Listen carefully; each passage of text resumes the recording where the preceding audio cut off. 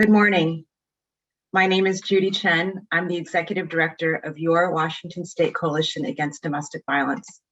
As we get started, I'd like to share a few housekeeping notes. We look forward to your questions. If you have a question for any of our speakers, please click the Q&A function at the bottom of your screen and write in your question.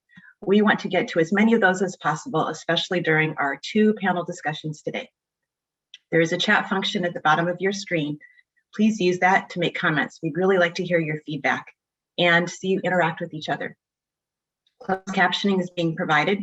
Click the closed captioning button at the bottom of your screen. And finally, we are really fortunate to have a fantastic tech team here today. If you have any tech questions or issues, reach out to them via the chat. They're listed with the name with tech in front of their names. And welcome. Let's start with acknowledging the land that we are on. We begin by acknowledging that we gather on the ancestral homelands of indigenous nations who have lived here since time immemorial. To the Kalispel and Spokane tribes to the east, the Confederated Tribes of the Yakima Nation to the south, the Makah Nation to the west, and the Lummi Nation to the north. And from where I sit, the Duwamish tribe, we thank you for your stewardship of the land and water. We commit to ongoing learning, truth-telling, restoration of the environment, and inherent sovereignty and respectful relationship. Let's learn whose land we are on, pay respects, and take action. So welcome everyone. Being with you today is a dream come true. I want to start by drawing a clear line between acknowledging Indigenous land and what having home means in our shared goal of ending domestic violence. I'll start by a story. In 2019, the Wing-Luke Asian Museum and the Northwest African American Museum, both in Seattle, hosted an exhibit called Excluded Inside the Lines. This exhibit asked, where is home? What is home? And what does the hidden past shed light on today? WYSCA staff and I visited the Wing-Luke and read these words. In 1865, Seattle's first city council banned Native Americans from living inside the city. Being in their home and ancestral place of living had become a criminal act. This was legally enforced homelessness. Across the country, towns banned Indigenous people from their own land, as well as Black people, Chinese people, Japanese Americans, Latinx people, Jewish people, and so on, from living inside towns or from being in town past sundown. These were called sundown laws. What happens to women and their families who historically have no safe place and certain place to live? What happens? Well, we know. And so we can begin to draw the lines between racism and displacement, racial segregation, and violence against women. Not every home is a safe home, but there is no safety nor stability without home. What happens instead is trauma. Over the past year of pandemic, society has begun to experience what people surviving domestic violence endure every day, the bottom dropping out from under you. Physical and emotional trauma, violence at the hands of a life partner who may have promised to love and cherish, violence at the hands of officers who are sworn under the law to serve and protect. Having a place to call home is fundamental to our security, safety, well-being, to having neighbors and making friends, to keeping a good job. It is almost impossible to recover from trauma without knowing where your children or you will sleep tonight, or the next night, and the next. Temporary emergency measures like the eviction moratorium, the federal stimulus checks, and now temporary emergency domestic violence shelter, they're all critical in a crisis, but they're not a long-term solution. I'll never forget a survivor who contacted WYSCA a few years ago to talk to Linda in a crisis, and we'll call her Alma. She had managed to separate from an abusive partner and he had moved out. She was going back to college to further her education. So what was the crisis? Many people would say that's a success story. She's free now, the end. But without her abusive and now ex-partner's income, she could not make the rent. She was running out of money fast. She had obtained somehow a student loan, but it would not come in on time. Her view was very clear-eyed what was about to befall her. And she said to Linda, "What shelter can I go to when I become homeless?"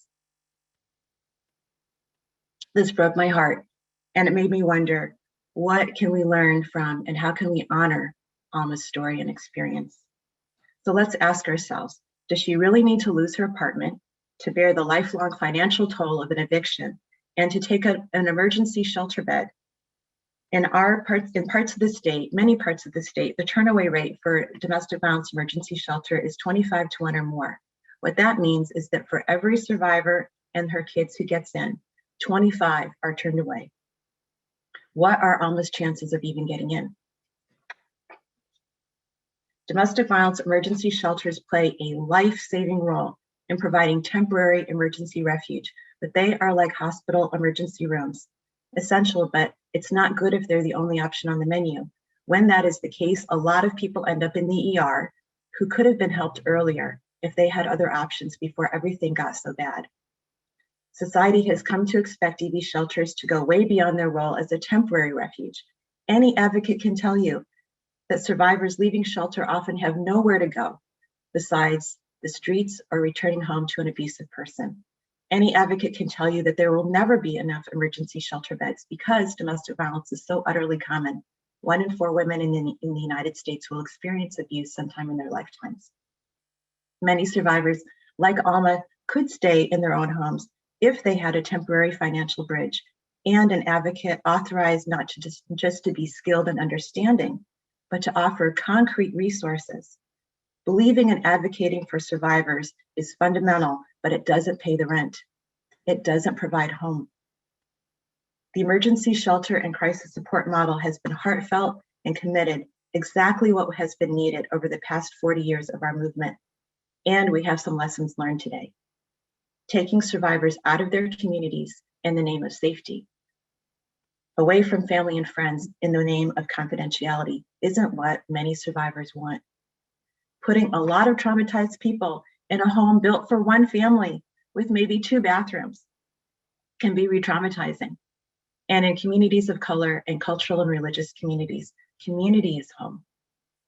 Survivors tell us what they need: freedom to make their own choices, options to live safely and independently from an abusive person, and connection to be listened to and believed.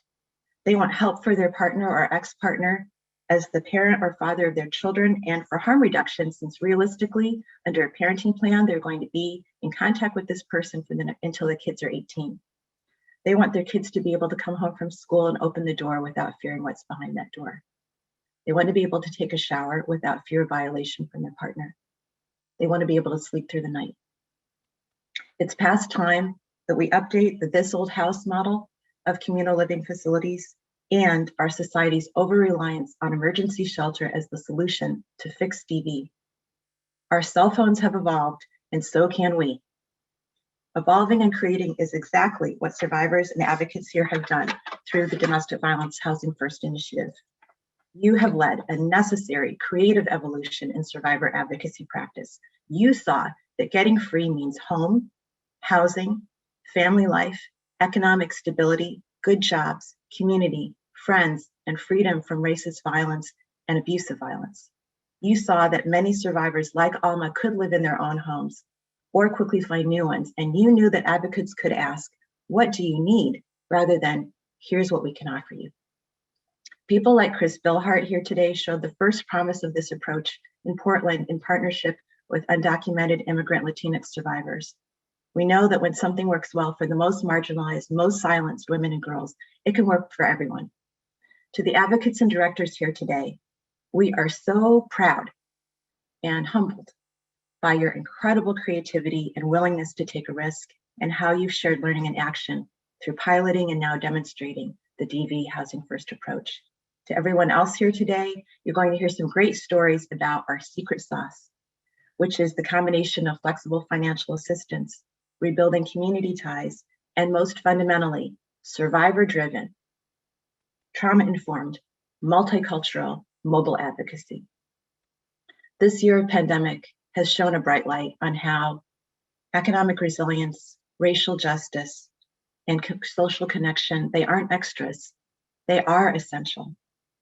And these aren't new ideas, they are resurgent understandings drawing on the cultural and indigenous ways of healing and making home in beloved community. The DV Housing First initiative has identified solutions that are the key to the future of our movement to end violence and for our collective work across causes, from ending family homelessness to building a fair economy, standing for Black and Brown lives, and the well-being of children. Domestic violence is 100% preventable, not just in the future, but for families right now. It's a complex issue with no easy answers, but everyone can do something.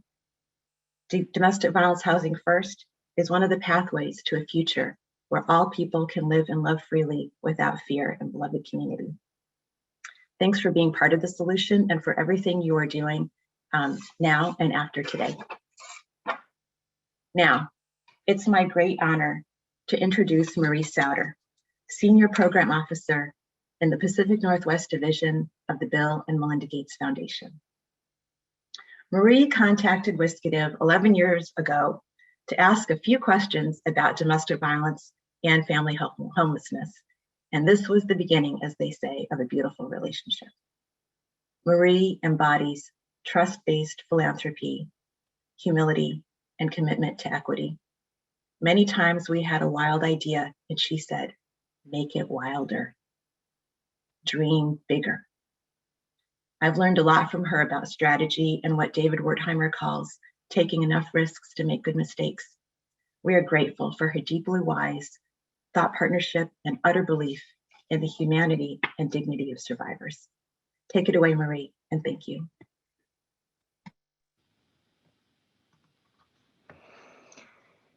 Thank you, Judy, for that very warm welcome, and most importantly, for grounding us in the why of this essential work. Good morning and afternoon, everyone. On behalf of the Bill and Melinda Gates Foundation, I'm thrilled to welcome all of you to this celebration of the truly groundbreaking work done by the DV agencies with us today, who've been collaborating with the Coalition and with Michigan State University's Research Consortium on Gender-Based Violence to improve services and housing stability for DV survivors.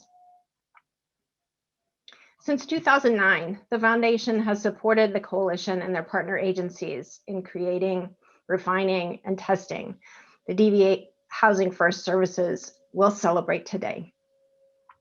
We've been honored to support both of the projects we'll learn about, the DV Housing First Demonstration Project and the Family Advocacy Project.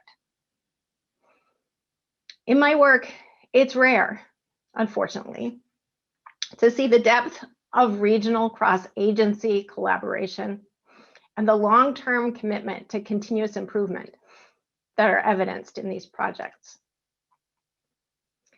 The results have lessons to offer not only to the DV services field, but housing homeless services, human services in general, and really any community effort that seeks to genuinely center the lived experience, needs, and solutions of its residents, especially those furthest from social and racial justice. To get us started, it's my joy to hand you off to Linda Olson, the Coalition's Housing Director, around whom all of this work revolves. She's been our center, our rock, our anchor, our tireless champion for change. Take it away, Linda. Oh my goodness. Good morning, good afternoon. Judy, that was amazing, inspirational. Marie, thank you so much. And many of you who know me know I'm a bit of a crier, so I am working against the sniffles. But anyway, this has been an amazing experience. And Marie, I just want to add additional thanks on top of Judy's for your being a thought partner and a champion for the work that we all did together. Welcome to everyone else to this final celebration of the Domestic Violence Housing First Project. And I would love to have the agenda slide right about now. Please use the chat box to introduce yourselves. Hopefully we can get as much communication going among you and conversation. This celebration has been a long time coming. COVID definitely interfered, and we actually smushed 3 in-person events into a 4-hour virtual celebration. And I am so appreciative of the Opus and Tiller Global teams for bringing so much of the heart and soul of this work to life. Original plans had been for a separate celebration just to acknowledge and thank these 8 agencies for the risks that they took to implement DV Housing First and their commitment to serving survivors of domestic violence. Each agency is receiving an award for their work, and I'm not sure if there is a way to show what this award looks like. Holding it up to the camera, but I think I'm off screen. I'll hold it up again later, but each one is getting one. It should be in the mail on the way. I've got LifeWires to be delivered tomorrow, but that opportunity to just say, great, this took some commitment. This took often some community-wide pressure and not always the easiest thing to implement. After I share a bit about what DV Housing First is, coming up next, you will see a video from each of these agencies throughout the day. Our other 2 convenings were planned for each region. Judy mentioned our regional approach, as did Marie, how we are really trying to get all of our agencies to work together in their different regions. So the regions are King County Urban and South Central Rural. We had wanted that in-person community stakeholder opportunity to gather, look at the reports, and I imagine the web page will be in the chat box at some point, and information for each region. Discuss the differences and the needs of culturally specific communities, and highlight how DV Housing First can be adapted and tailored to different communities. As you can also see from your agenda, there are 2 20-minute panels where I will pose questions to representatives from each agency, and you will also have the opportunity to ask them questions and make comments through the chat box. Building the evidence for this DV Housing First approach has been a vital part of this 10-year project.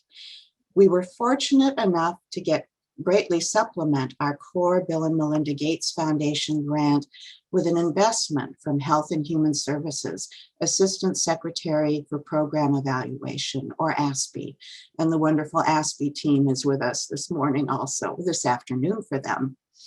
This provided the means to secure the best researcher in our field, Dr. Chris Sullivan, the director for the Research Consortium on Gender-Based Violence at Michigan State University, and her associate director, Dr. Gabriela Lopez-Zeron, to conduct a longitudinal study.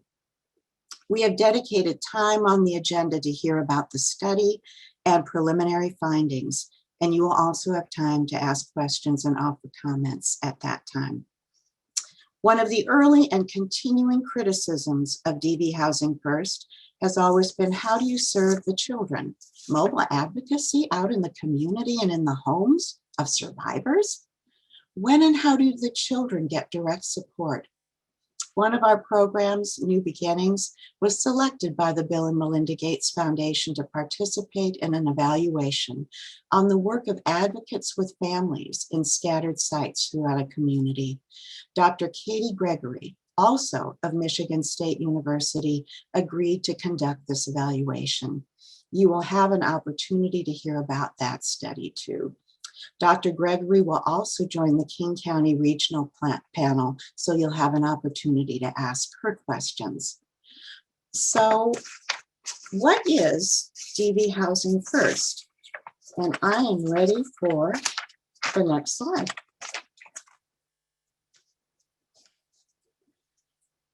So really, after Judy's introduction, I practically don't have anything left to say, but I think just when Marie came to us and talked about housing first and that whole philosophy, I had already been long sold on it. And of course, wondered with a lot of people, could this work for domestic violence survivors? But you think again of what Judy just outlined in her wonderful introductory comments, is housing is a right. It's a human right. And we should think of housing first, and not when people are ready for housing. I mean, are any of us really all put together in a way immediately for housing? And it takes a while sometimes to heal, to become clean and sober, to do a variety of things, healing from trauma, in order to be what so many people would consider housing worthy or housing ready. So the idea that we definitely picked up from those who work with the chronically homeless field, those who work with folks who are in many ways the most marginalized of the homeless, with many issues with chemical dependency as well as mental illness, when they're saying that housing is a right and they need that roof over their head in order to put their lives together and heal, we can say the same thing for DV survivors. Perhaps for different reasons, but we don't need to wait for them to be perfectly safe from their abusive partner. We don't need to wait for them to be clean and sober or healed from their trauma or have all of their legal work in paperwork together. We should be able to support them in that process. So there are no barriers for housing access. And while we talk about what's available to them and what we can do as advocates, the services are tailored. They're voluntary. It's survivor driven. Next, please. So of course, the service model that goes along with housing first in the chronically homeless field is mental health, substance abuse disorder treatment, a variety of medical case management supports. And what we developed and built on was this little circle here, our emblem, that starts with what we're required to do as agencies, any agency serving survivors in Washington state. And that's survivor-driven, trauma-informed advocacy. Survivor-driven meaning that it is a survivor's choice, their autonomy. That's trauma-informed because one of the things that happens with trauma is that someone loses control. They don't have their autonomy, their agency, and being able to give that back to them, make sure that they have that we're not directing them, they're directing their path. And it might take even a little bit of healing to figure out what that path is. But survivor-driven, trauma-informed, and part of the trauma-informed also emphasizes that our agencies need to be trauma-informed agencies, have a trauma-informed culture, because so many of our advocates are serving in this field because they themselves have experienced violence, and trying to be respectful of that and all of the wisdom they bring, as well as the potential without great agency management and support to support staff. What we have here is mobile advocacy, and that's a little bit more key for many, many agencies. We have a lot of agencies who have always done it that way. They haven't been necessarily tied to facilities, as important as facilities might be. The ability to get out and about with a survivor in the community, meeting survivors where they are, meeting them where they identify as a safe place to be. And as Judy's already mentioned, we've learned so much from Chris Billhart and her wonderful work, and used her extensively as our consultant as we were starting this work with our organizations. So mobile, out in the field, walking alongside of, visiting homes, and figuring out all the ways to do that safely.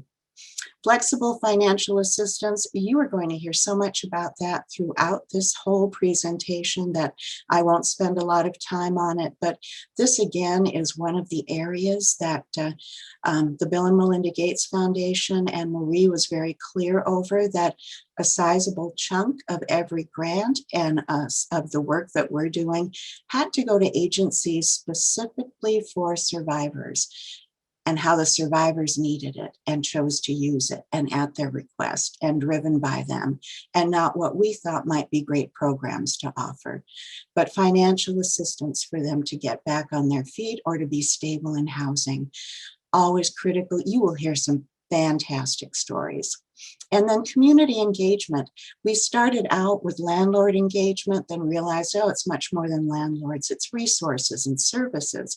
And as we looked at that whole network, we realized the final thing for stability and for that sense of belonging in a community was social network.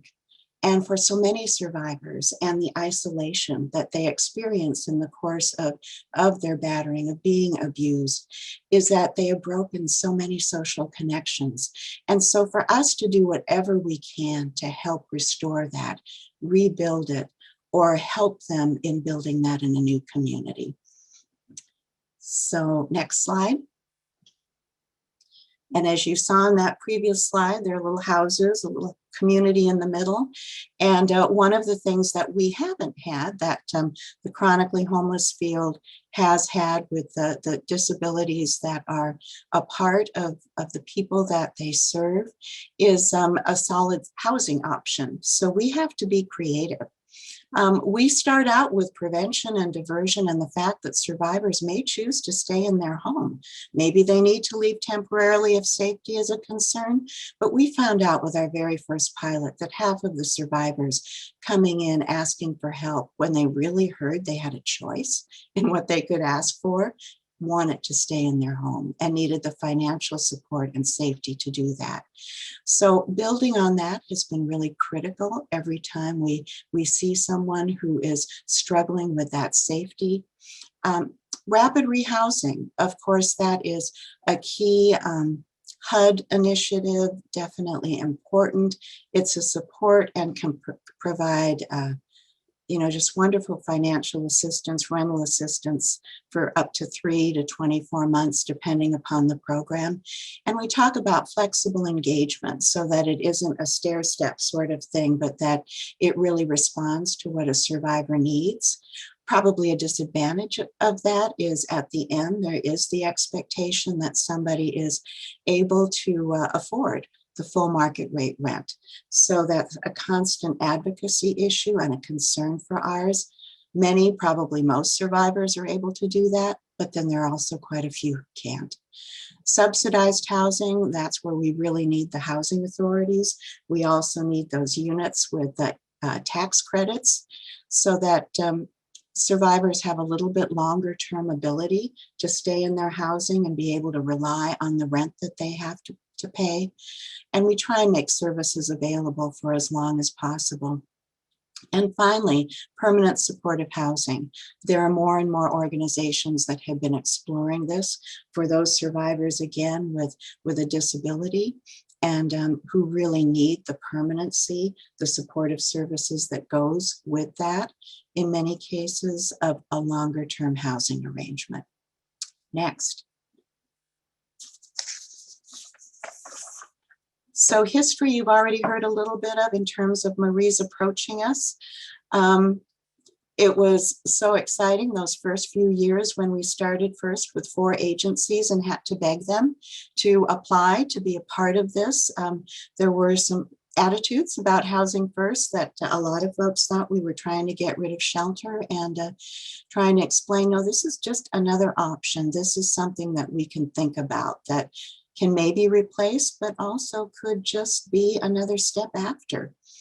When the findings suggested that DV Housing First as a successful approach was helping survivors access housing opportunities, the Bill and Melinda Gates Foundation expanded this opportunity to include another 9 organizations. So we had a wonderful cohort of organizations. I'll talk more about them in a minute. And then again, with the evaluation findings there of that particular program, in 2015, we were invited to coordinate our 5-year demonstration project. Next.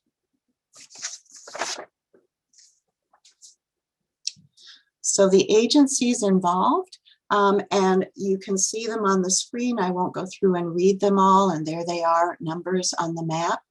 But as Judy has already so eloquently explained, we care very deeply about equity, very deeply about cultural humility, competency, sensitivity, response to cultural communities, and not just thinking that everything is a one size fits all. So we've got our balance of rural and urban. We had 3 tribal programs participating, a program that served many, many migrant farm workers, as well as a program that served refugees and immigrants in downtown Seattle. Next, please. From that program, and one of the reasons why we were able to continue with our demonstration project was what came out of our focus groups from survivors as they talked about children. I just remember some of the heart-wrenching, tear-jerky stories of children and how they felt free, how they felt normal, how it was so important for the parent to know that with their children happy and safe in an environment, that they themselves could pursue their own life's stability much more easily. So our demonstration project regions, and this of course was done by region. This was the inspiration of Nan Stoops, our former executive director, who wanted us to see what applications looked like when agencies were asked to do them together as a region. 7 regions applied, and we got our Western Washington urban King County region, as well as our South Central rural region. And again, you can see the map here of where those organizations are. Next. And finally, we certainly had our outcomes for this 5-year grant opportunity that we received from the Bill and Melinda Gates Foundation. And one of the things they're quite adamant about is that this is more than just support for an agency. It is systemic change. It's how do we do long-term systemic change so that things can be better in terms of the agency, the environment. So our very first outcome, of course, is improve health and well-being for survivors, and not just that we have an advocate here and there that's particularly outstanding, but how can the whole organization change, improve in a way to include policies, perhaps advocate training and staffing structures to help survivors with their health, well-being goals in the longer term. Research, building the evidence was just vital. We had to have that, and we're just so incredibly grateful when we got that investment from Health and Human Services with our federal partners that invested in our ability to do this part of the outcome, our goals in a reasonable way. And finally, a regional transformation of services. As we often say to our homeless housing partners, our people are your people are our people, and partnering with them so that a survivor could go to any door and know that they would be received well and that they would be received with sensitivity about their situation. And so that's been a huge investment with our DV providers to look at their regional partners, their community partners, and for me in particular on a statewide level to make sure that the voice of domestic violence survivors are a part of those decisions coming out of Commerce. So at this point, I'd like to introduce our video. All of our organizations in the pilot had videos or were offered to make videos, and we have one for WSCDV also. So please take it away.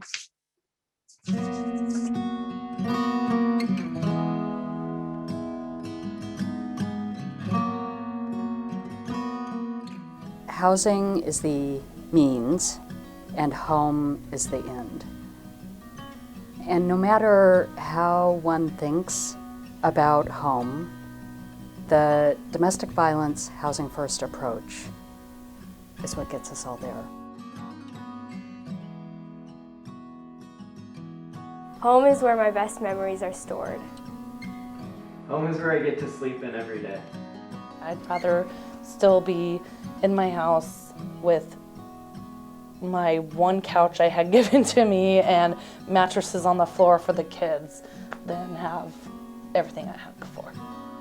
The memories of the house where we got tortured by my husband and the father of the children, it's now fading away.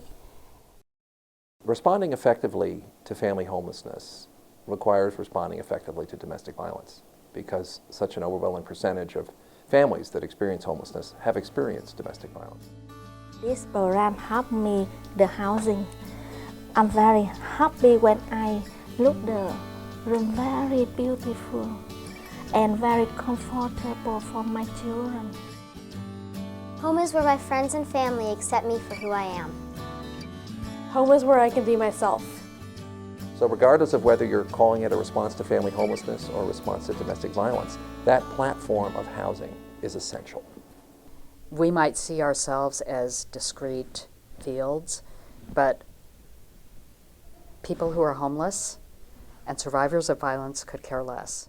As a result of having our own house, things like I take pride in everything that is ours. You know, engaging like wholeheartedly with my kids and, you know, and playing with them in their own room. To watch them just, you know, this weight lifted off of their shoulders, and not once do I take that for granted that I get to do this and see the result of a positive house, not just physically but emotionally, and that payoff is just, it's priceless. Home is where I belong. Home is where my dog is. I have such an amazingly awesome home now, and it's usually full of kids, and it's just incredible. And I don't have to worry about the anger and violence in front of them anymore. I didn't know life could be so peaceful. My children are a witness that I have a smiling face. You know, there is one time they even took a video for me when I'm laughing, because that was the very first time they could see me smiling. So the remarkable thing about domestic violence housing first as an approach is that housing stability is safety, and that in the environment of your own home, you can construct a world for yourself that's predicated on the concept of keeping you and your children safe while you get on with the work of rebuilding your life. It's very basic.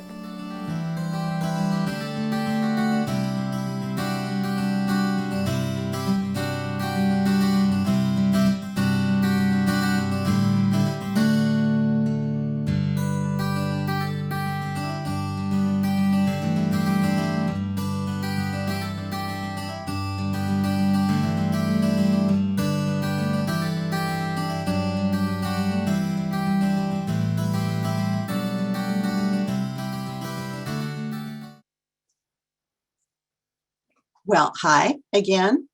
Now you all are going to get just a wonderful treat, and that will be meeting the first set of agencies, our South Central region. And as you meet these agencies, as we first met them, was the road trips, especially in South Central, and thinking about, what does advocacy mean? You know, we say it so lightly, and we say meeting people where they are so lightly. And then you go to the expanses of South Central Washington, the farmlands, the wineries. That was always great, but it was a part of our trip to see and to meet and greet people. Just the whole massive stretch of land that people needed to cover in order to do the amazing advocacy. New Hope is the first agency up. It was also one of our pilot agencies, and we're so happy that it continued on to be one of the demonstration project agencies. One of the things I just want to point out to you is on our video, you saw a little clip of a survivor, and I just want you to watch for that same survivor in the New Hope video, who is now an advocate. Just, again, the amazing things that can happen when people's lives are rebuilt. So take it away.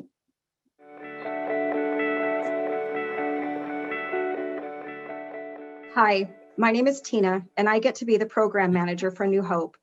We are a domestic violence, sexual assault, victim of crime advocacy center, assisting survivors in both Grant and Adams counties. We make it our mission to listen to survivors who, in their heart of hearts, know their true needs for providing for themselves and their children. Listening to them in this way enables us to find the most meaningful ways to utilize the DV Housing First dollars and ensures the spending is driven by the survivors' needs, not the ideals of funders.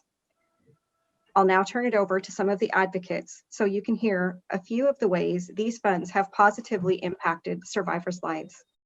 My name is Debbie Gonzalez Long with New Hope. Before we had domestic violence housing first funding, it was very difficult to find financial resources. Funding for domestic violence and sexual assault has always been inconsistent due to the dependency of federal and state grants. It was very difficult, not only for advocates, but created barriers for our clients. From providing housing to daily necessities people need to get, such as gas or even fixing a flat tire. We depend a lot on our local housing authority, but even with that, there were restrictions. I remember one specific client I assisted. She was a single mom of 2 children. She was trying to leave her abuser, but didn't have the money to do so. She finally fled her abuser and lived with her parents.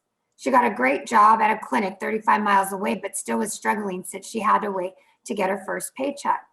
Her parents didn't have money to help her with gas back and forth. She ended up sleeping on the couch of a coworker to save on gas.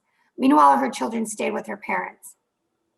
When DV Housing First funding became available, and it was an amazing how so many doors opened for our clients. My client ended up getting into a home which we assisted with a deposit and first month's rent. Her children were ecstatic to be reunited with their mother. We were even able to help her with her DACA renewal, daycare, and car insurance. I'm happy to say she is now a homeowner and is successful at her job. Hey, I'm Becky Garcia. I'm an advocate here at New Hope. So Housing First had primarily helped a lot of clients with rent and food and simple things like that. I had a client who was in shelter. She had a job. She had borrowed a car from a friend, and it was working for a while. And then after a couple of weeks, it broke down. It was not worth fixing. So we really had to take a look and sit down as to what it was that she really needed. In the meantime, I had to get up at 3 a.m. to go pick her up, take her kids to daycare, and get her to work 40 miles away. We were able with Housing First to be able to purchase her a car, not a new one, but a used one, but it was a reliable one that was able to get her to and from work. She's currently getting her GED and is doing really well right now, and this is thanks to Housing First. I'm Abraham. I'm an advocate with New Hope, and when I started working here, I wasn't aware that we would be able to provide flexible funds that would be so immediately helpful in accomplishing needs for survivors. I can think back to a time I helped one of my victims leave a home she and her baby shared with an abuser. Being able to pay her first month's rent and deposit was the head start that the client needed. All it took was financial assistance to totally turn around the client's sense of safety and security. This kind of help that our survivors receive and other recipients of domestic violence Housing First get is something that they won't soon forget because it was a positive change in their life, and I'm glad I could be a part of that change. Hi, I'm Christina. I'm an advocate here at New Hope. Being a survivor of domestic violence, I can remember feeling hopeless in the way that my life was too broken, beyond repair. Choosing to stay in the abusive relationship seemed way more predictable than the unknowns of being on my own. Out of desperation, I took me and my kids to the domestic violence shelter. Even with my environment being so unfamiliar, I immediately started to feel my world change. When I noticed that my kids were playing with smiles on their faces, I began to understand the value of a safe living space. Often I felt unworthy of any help from anyone. However, I knew that my children's well-being depended on me asking for help. So I worked with my advocate, and she used DV Housing First funds to help me start rebuilding my life. When I was given this opportunity, it felt like someone was letting me borrow hope when I had none at all. Finally, I didn't feel alone and started to think, maybe I am worth something. From that moment, I believe My life went from impossible to possible. Now, being an advocate, I'm able to empathize with those feelings and circumstances. Being able to offer a way to overcome those financial barriers is the best place to be. Recently, I've become a homeowner, and since starting my new life, it has been my dream to buy a house for my kids to call their own home. This is my promise to them that I will always keep them safe. I'm forever grateful for the DV Housing First project. Thanks so much. And your first taste of amazing, amazing advocacy all the way through. It's not just the money, it's the advocacy that goes with it. So the next program is the Yakima YWCA, and that was a wonderful road trip with Joanne Garcia, and you will see her on the video. And just realizing the places, again, that advocates go in order to connect with survivors.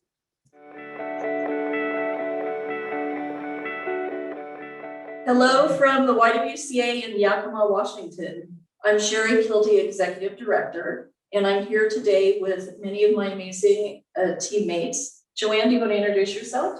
My name is Joanne Garcia. I've been working for the YWCA for 25 years, and I did many jobs here. I started as child advocate, and I've been shelter manager, housing manager, facilities, and I'm now the program director. Hi, my name is Erica Vargas. I'm going on 3 years here with the YWCA. I started as a crisis advocate, then I was the bilingual family and children's advocate, and now I am the bilingual legal advocate. Hello everyone, my name is Zania Aguilar. I served in advocacy programming for 5 years in our shelter, crisis advocate, child advocate, and family advocate, and now I am the community outreach coordinator. And my name is Daisy Gutierrez. I am the bilingual housing advocate. I have been here for the past 6 years. I started off as a shelter advocate, moved on to housing, went up to legal, back to shelter, and I'm back in housing again. It's been our pleasure to be a part of this domestic violence housing first research study. And we want to give a big thank you to the Gates Foundation, Dr. Chris Sullivan and the team at Michigan State University, and the amazing staff at our Washington State Domestic Violence Coalition. Through this process, we've been able to really expand our knowledge, our creativity, our view of how we might be able to help people when it seems like there's no assistance available. And today we're going to hear a few stories about how we were able to do that with the flexible financial assistance. Erica? I would love to share this story with you. This story has really impacted me. It's very powerful, very empowering. We had a mom with 5 children relocating from Seattle, fleeing from her abuser. She was staying here at our shelter. Before she came to our shelter, she was living in her car with her 5 children. Once she got here, with this funding, we were able to pay for her driver's license, auto repairs, first month's rent and deposit, and now she is living so happy, very empowered with her 5 children. She has her own house under her name, her own vehicle under her name, and so many other stuff that she's accomplishing on her own with her 5 children. And now there's a lot more other stories, and Daisy will share a little bit more. With the flexible funding, we were also able to help one of our survivors who is currently living in our transitional housing. So we were able to purchase tires and get an alignment for her car since she sells tamales for a living. Being able to continue selling tamales helped her save enough money to hire an attorney and get a visa. It was completed successfully, and we are now just waiting for her visa to arrive. She's now able to work without fear of the threats of her abuser calling immigration and taking the 3 kids away from her. Wow. Another story too that I'm happy to share is a mom who was fleeing from California, who we were able to assist in reinstating her license so she can drive and be able to get into childcare services for the child, also apply for housing, and be able to be financially stable. So one of many examples on there that I'm very proud of, to say that our team was able to reinforce that support for our survivors to be self-sufficient. Joanne, I know we talked about, we thought we really welcomed a lot of things in during this project. We did. we didn't give anything up, but we welcomed in this project to help our survivors move forward and be self-sufficient and continue our work as far as trauma-informed services. One of the messages that we want to share with any funder who works with domestic violence organizations, the least amount of restrictions that you can offer, the greater impact it has on families. When advocates are able to listen to what a family needs and be able to say, yes, we can do that and make those things happen, it really brings so much stability to a family and they really are able to thrive. And so we're really grateful and happy to be a part of this. And thank you for having us today. Thank you. Thank you. Thank you, Sherry, for that wonderful message at the end. So as I look at the next agency coming up, that's Domestic Violence Services of Benton, Franklin counties. And they're in the Tri-Cities, Kennewick, Pasco, Richland. And one of my best visits was when I showed up to do a focus group. And I was able to talk to everybody that just happened to be in their agency that day in different support groups, and heard the most amazing stories of what advocates were doing to support them. So next video. Hi, I'm Angie Pacheco from Domestic Violence Services of Benton and Franklin counties in Kennewick, Washington.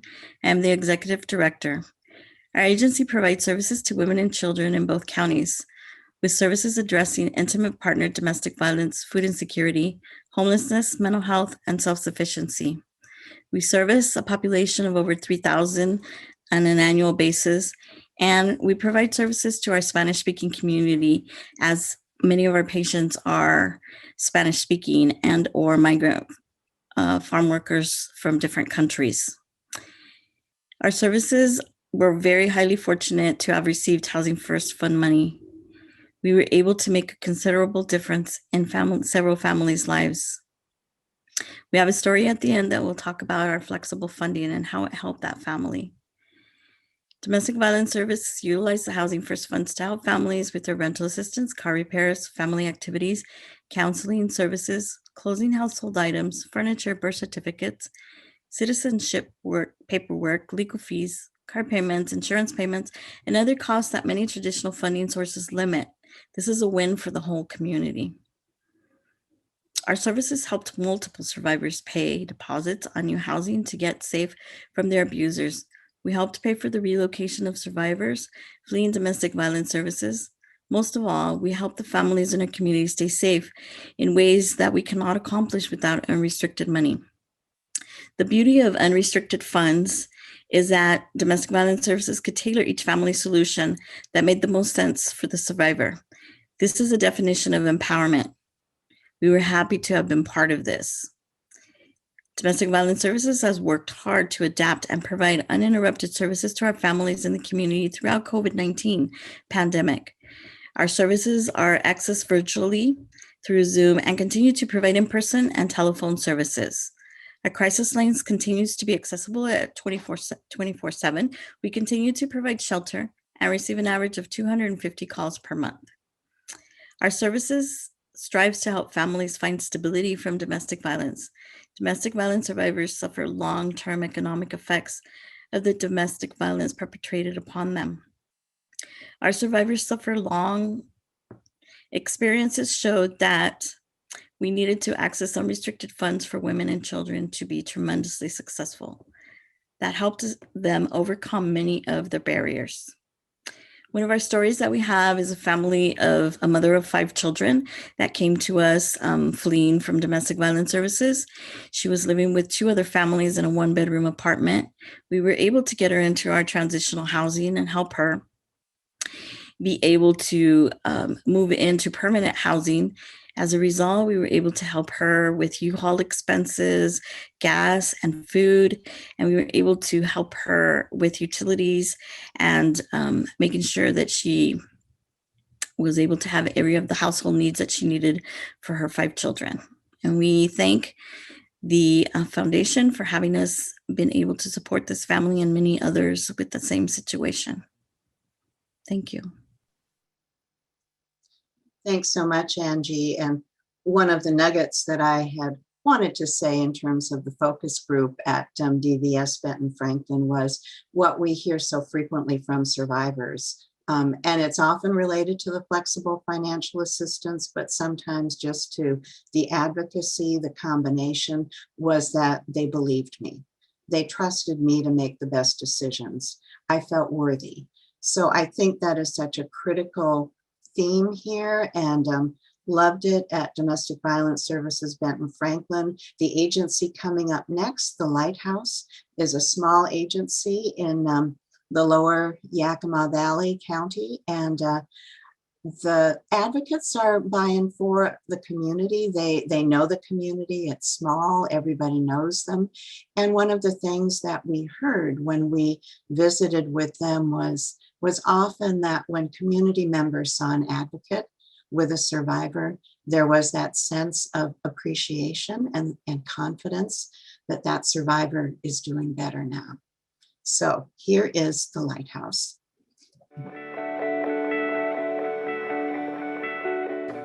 Hello, everyone. My name is Leticia Garcia, and I'm the Executive Director for the Lighthouse Advocacy, Prevention, and Education Center.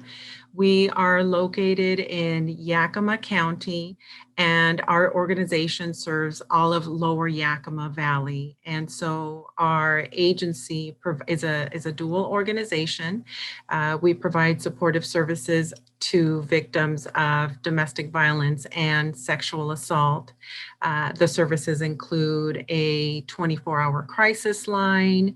We provide crisis intervention, support groups, legal and medical advocacy for those that are wanting to make a police report. We can accompany them to the police department, assist them with protection orders, and any sort of hearings related to the victimization. We're able to attend and provide that support. We also provide support groups, and we do a lot of education and outreach in the community.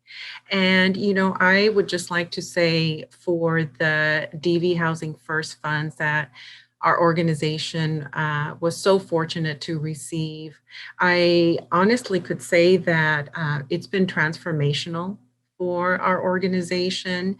It has been so rewarding to be able to assist a client who came in and thought they had nowhere to go, no type of support. They felt very alone, very confused. And to have an advocate say, you know, we can actually help you pay for the car repairs that you need to get your children to school, that you need to get to work, or to be able to say to a client, we actually do have funding to help you get in to your apartment, and we can help pay the moving costs, which includes first and last month's rent and deposit. I don't know how you can put into words the type of impact that this has had. I can think of one of our many clients that we were able to assist. She initially called the crisis line because her partner was threatening to harm themselves. And she had been in a situation where there was a lot of different forms of domestic violence, emotional, verbal, certainly physical. And she came in, we helped her get connected to an advocate. She attended support groups. We helped her, you know, through the legal process. And finally, when she found her apartment, we were able to help with those moving costs. And I remember, you know, she continued to come to the organization for support. She mentioned to her advocate that her children were just so thankful they could come home and have dinner and not feel like they had to walk around walking on eggshells, not knowing what type of mood you know, their father would be coming into. And so just providing that safe and nurturing environment, it's just been just a truly a rewarding experience for our advocates to see. And going back to my previous comment about this being transformational, it really has for the organization, because the advocates felt like, they were more empowered because they were able to help clients instead of, well, I can only help you with this, but unfortunately, we don't have the funds to help you with some of these other things that you need. So in the process of all of this, we actually went through a name change. We used to be the Lower Valley Crisis and Support Services. And so when we began thinking about, gosh, we're doing so many great things. We're so fortunate that our organization has received these funds. Let's talk about what else do we want to do? And, a name change is something that we had been talking for quite some time. And so we did a lot of brainstorming sessions, and we came up with the Lighthouse. The Lighthouse represents a beacon of hope, a beacon of light. We know we're not there to rescue anyone, but just help guide them through their journey. And I truly believe that it is thanks to these funds that we were able to get to assist our clients in need, that it had just a very positive impact on the organization as a whole. Thank you so much. Hello, everyone. Now it is time to move to our panel and the questions. I see that my wonderful coworker Mackenzie has just given you all a prompt. If you have questions or comments at this point in time to be brought up, please enter that into the chat box and she'll get it over my way. So introducing the panel, we have Susie Foti, the Executive Director with New Hope, Leticia Garcia, the Executive Director at the Lighthouse, Angie Pacheco, the Executive Director at Domestic Violence Services of Benton, Franklin counties, and Daniela Aguilar, Community Outreach Coordinator at the YWCA Yakima. Welcome, and thank you so much for joining us. I know some of you are prepared for the different questions, and who knows what will be in the chat box eventually. But I thought I would just start out with, the questions mostly related to your particular area and your region. You all serve migrant workers. How have you adapted Housing First for the unique needs of this population?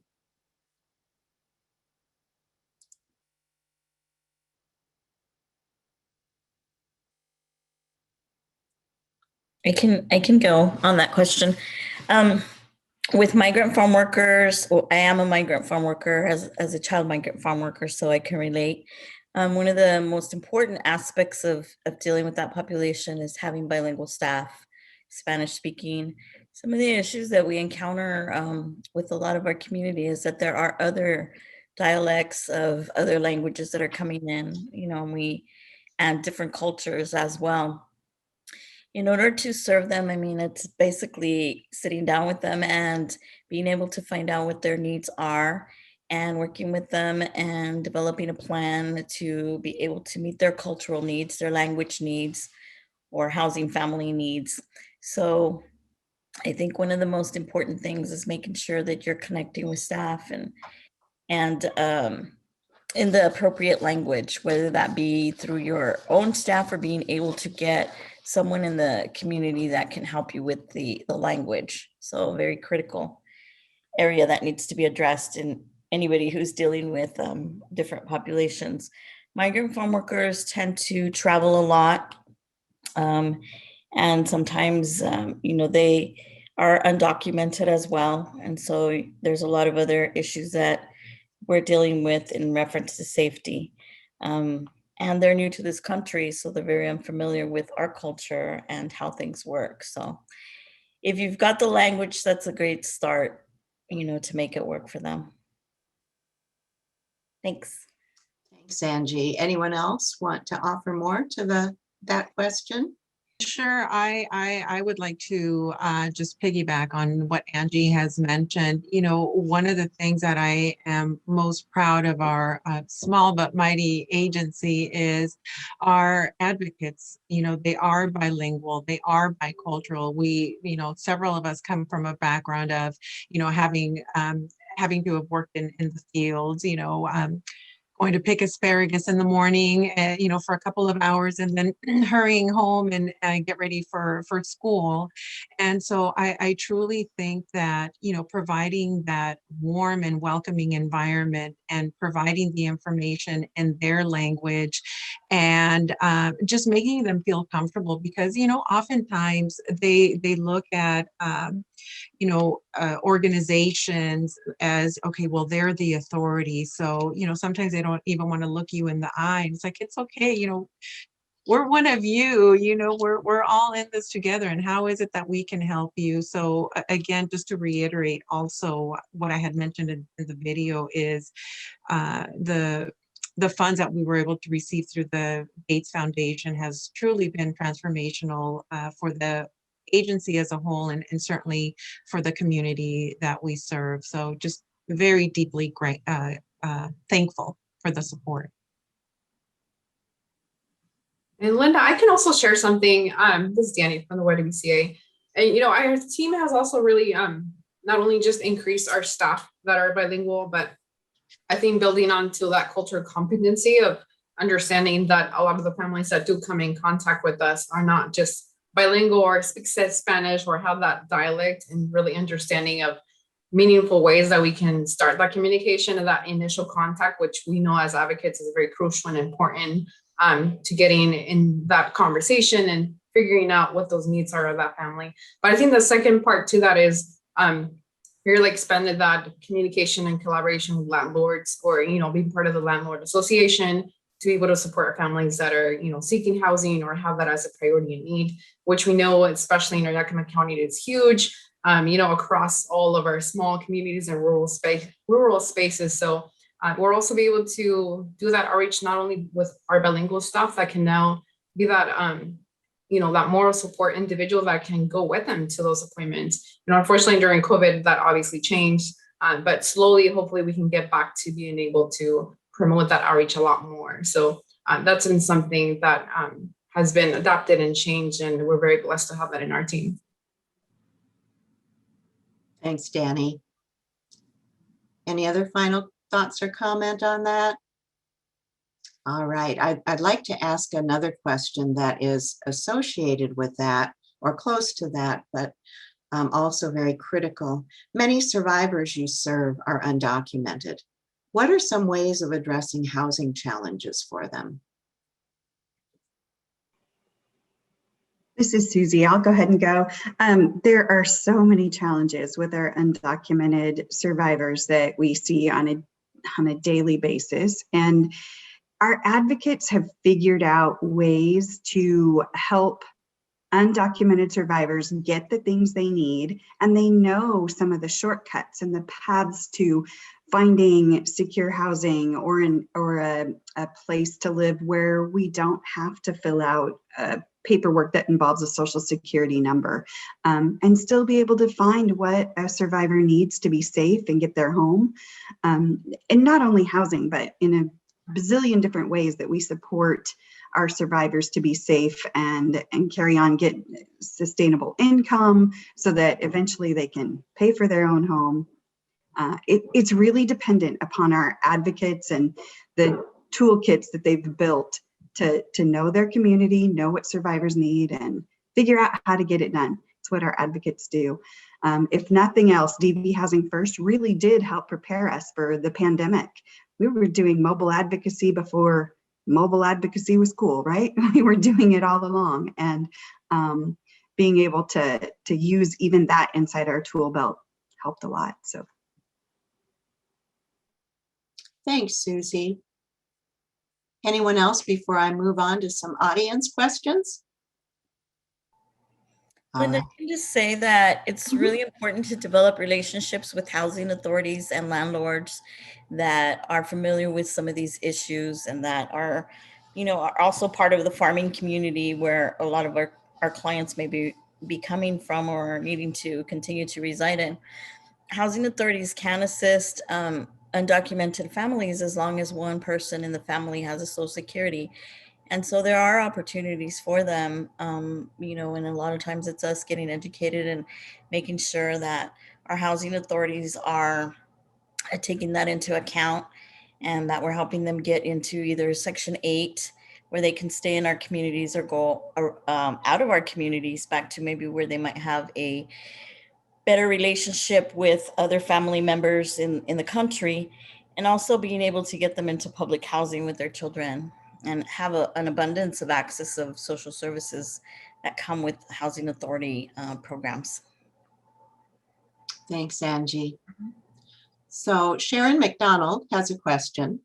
Has adding DV Housing First services had spillover effect of making a shelter more accessible for survivors when shelter is the best option, by helping some avoid shelter altogether or reducing other time spent in shelter?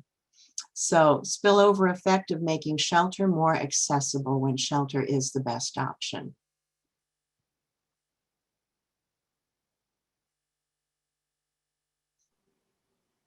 I can take that on if I think I understand the question correctly.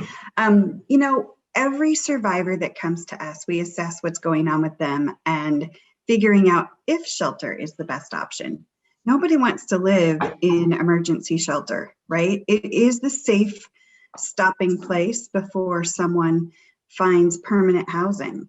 It's much like in the intro of this session today about the emergency room. That was that Nan who talked about that, right? Or maybe it was Judy, I'm sorry. Anyway, yeah, it's so true though. You know, emergency shelter is great and there is a need for it, but what people really need is a home. So yeah, there's spillover effect, but I think there's spillover effect because of domestic violence, not, you know, I mean, people need a safe place to be to escape the violence. And if that's in shelter, that's good, but advocates know how to help people try to find a home that they can live in forever. I hope I answered that question correctly. Sharon, does that help? I will also add on that, what Susie also shared. I think on that part too, like that spillover effect really had to do with meeting the survivor where they're at. And having that DV Housing First, like flexible funding, also gave us the opportunity, if the survivor or the individual wanted to stay home safe, or keep their stable home that they were in, we were able to support them in that way. You know, so even if at times we know an option of shelter is not always going to be the best option for them, or that next step they want to take, we were able to have that opportunity to assist them in safety plan and keep their housing, because that was really that first priority, right? The first approach of DV housing, making sure that housing stability is what the ultimate goal was. So yeah, meeting the survivor where they're at, and really having them be the ones on the wheel at all times when we're assessing and when we're advocating with them. Thanks, Danny. Sharon, thanks for clarifying a little bit. She's asking, do you have less turnaways for shelter? You know, just being able to have other people not come to shelter, are there fewer turnaways? I mean, I could almost answer that and just basically say there are so many people who are trying to get into shelter that while there might be fewer turnaways, it's still a lot. Anybody have anything more to add to that? I will just, you know, very quickly here, because I know we need to move on to other questions, but you know, for us, I can provide one example. So we had a young woman with her son that had nowhere else to go, and staying with relatives or friends wasn't an option because the person that was causing harm knew where all these places were at. So we brought her into shelter. I want to say she was here maybe about a month, And, the whole time she was working with her advocate. And so she moved, we gave her information about, the different resources. We reached out to some of our contacts that had housing units available. And so she was able to find something. And again, thanks to the DV Housing First funds, we were able to help her with all the move-in costs. And not only that, but we have a local thrift shop here in the area that the advocate was able to go and help her pick out some furniture. And I know oftentimes you think of a thrift shop as like, oh my gosh, what kind of furniture did this poor woman get? But it's nice furniture. This store here in our area, he gets furniture from different hotels, that are remodeling or what have you. We ourselves as an agency got some really comfortable chairs that look very nice. So she was just so appreciative of not only, okay, I got my home now where I'm going to be safe, but I actually have some furniture so that we can be comfortable. So anyway, thank you. Thanks. So we do have another question, but I also realize that we need to go to break now to stay on time.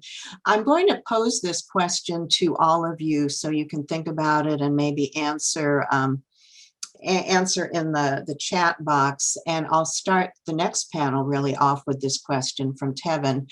Many organizations get funding from different sources. Some of those funders do not build flexibility into the contracts that enable agencies to provide resources to survivors in a flexible way.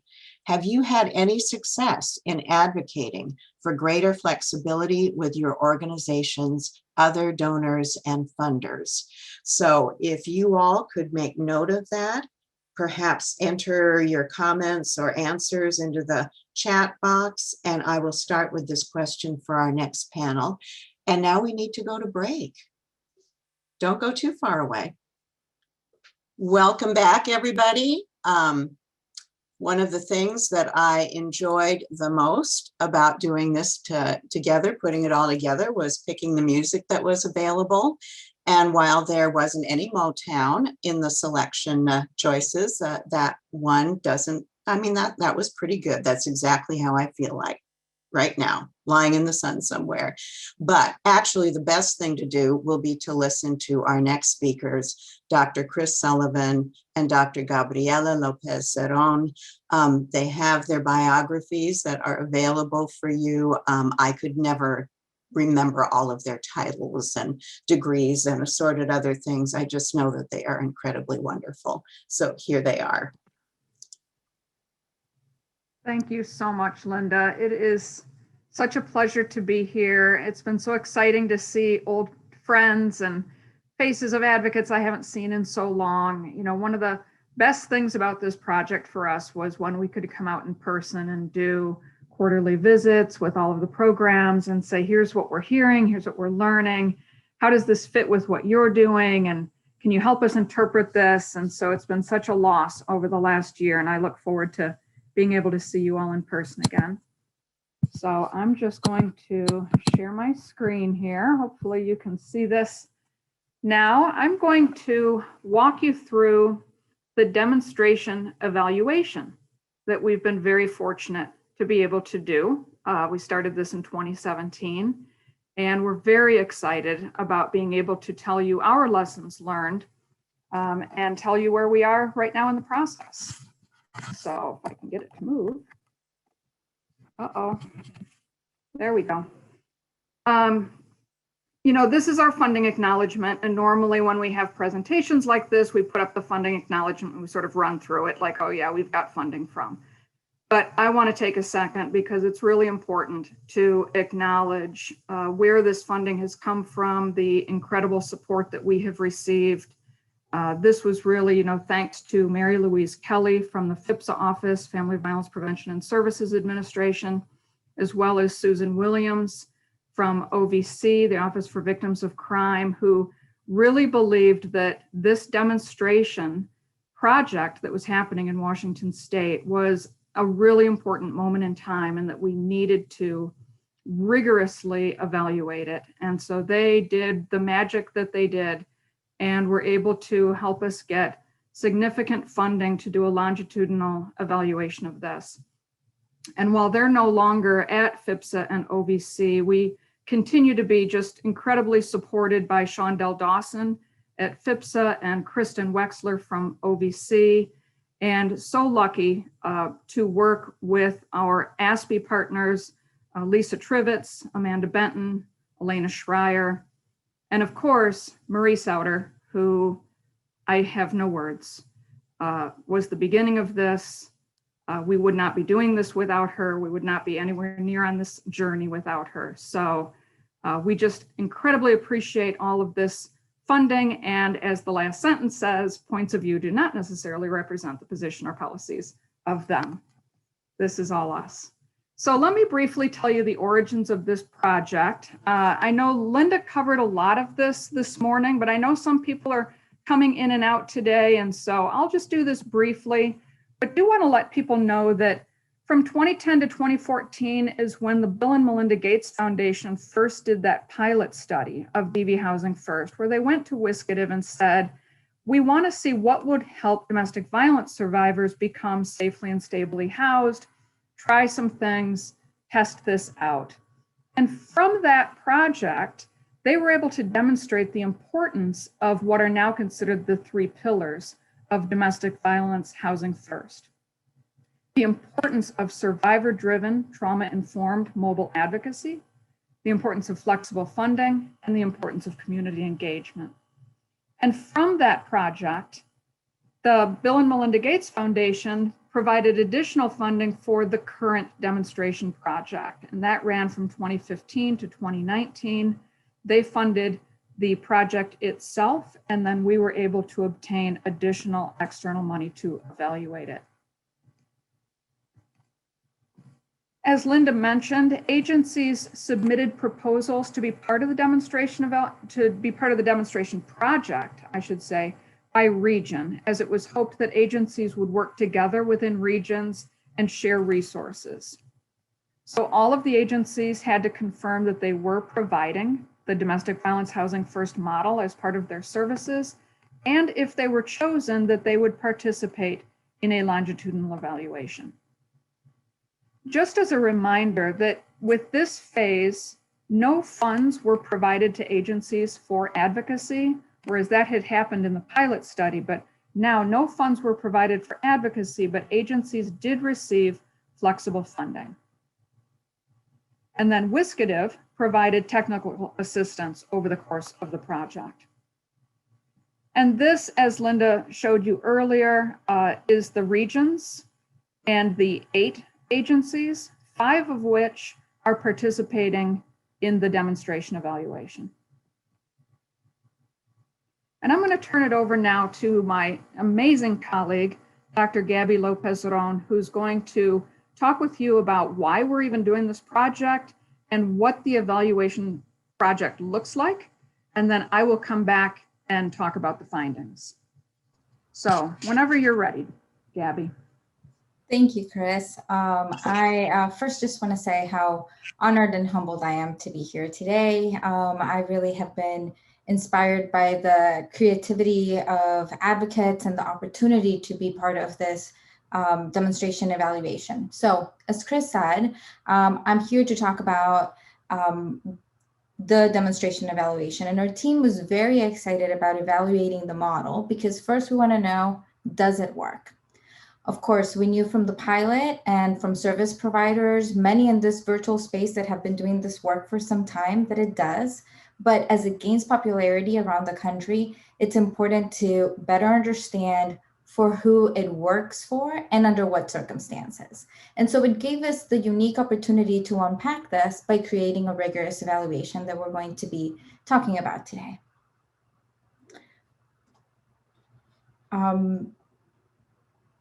So as we designed the project, we wanted to be very intentional in making sure that our sample was racially and ethnically diverse. And we wanted to make sure that we designed an evaluation that would highlight the experience of Latinx survivors, particularly because very little is known about the unique experiences and challenges faced by immigrant Latinx survivors, some of what we talked about in the panel. But those who are farm workers and those who do not have US documents wanted to make sure that they were included in our study. And so to adequately do this and to ensure that our data collection and interpretation procedures are culturally and contextually responsive, we aim to form a diverse team. A central part of our commitment is our commitment to language justice.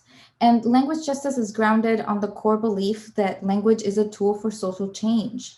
Its central aim is to make possible that people express themselves in the language that they feel most powerful, most proficient.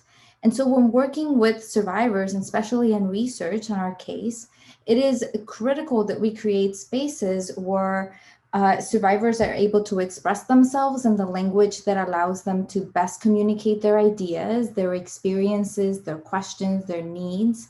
And so language justice, we believe, is an integral part of social and racial justice, especially in an effort of promoting equity among languages and resisting the dominance of any one language. So for us, as we set to better understand the experiences of survivors in our study, and especially those Latinx immigrant survivors who likely would identify Spanish as their preferred language, it was important that we integrated language justice principles to every part of our evaluation. And so I'll tell you a little bit about some of what we did.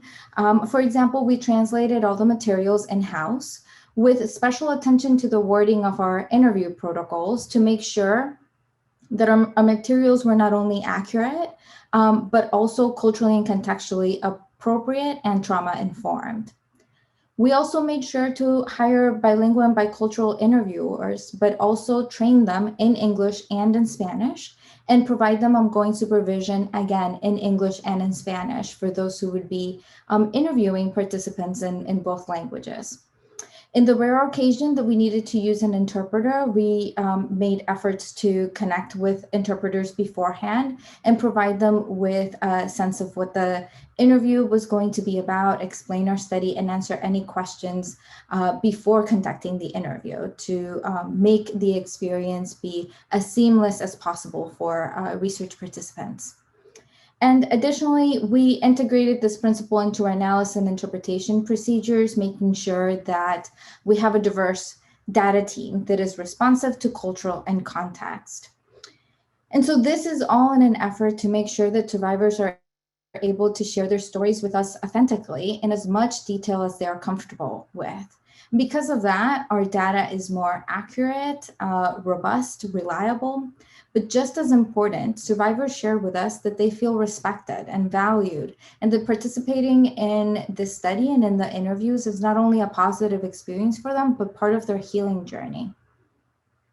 And we very much value this. So, as Chris mentioned, 5 agencies participated in this demonstration evaluation.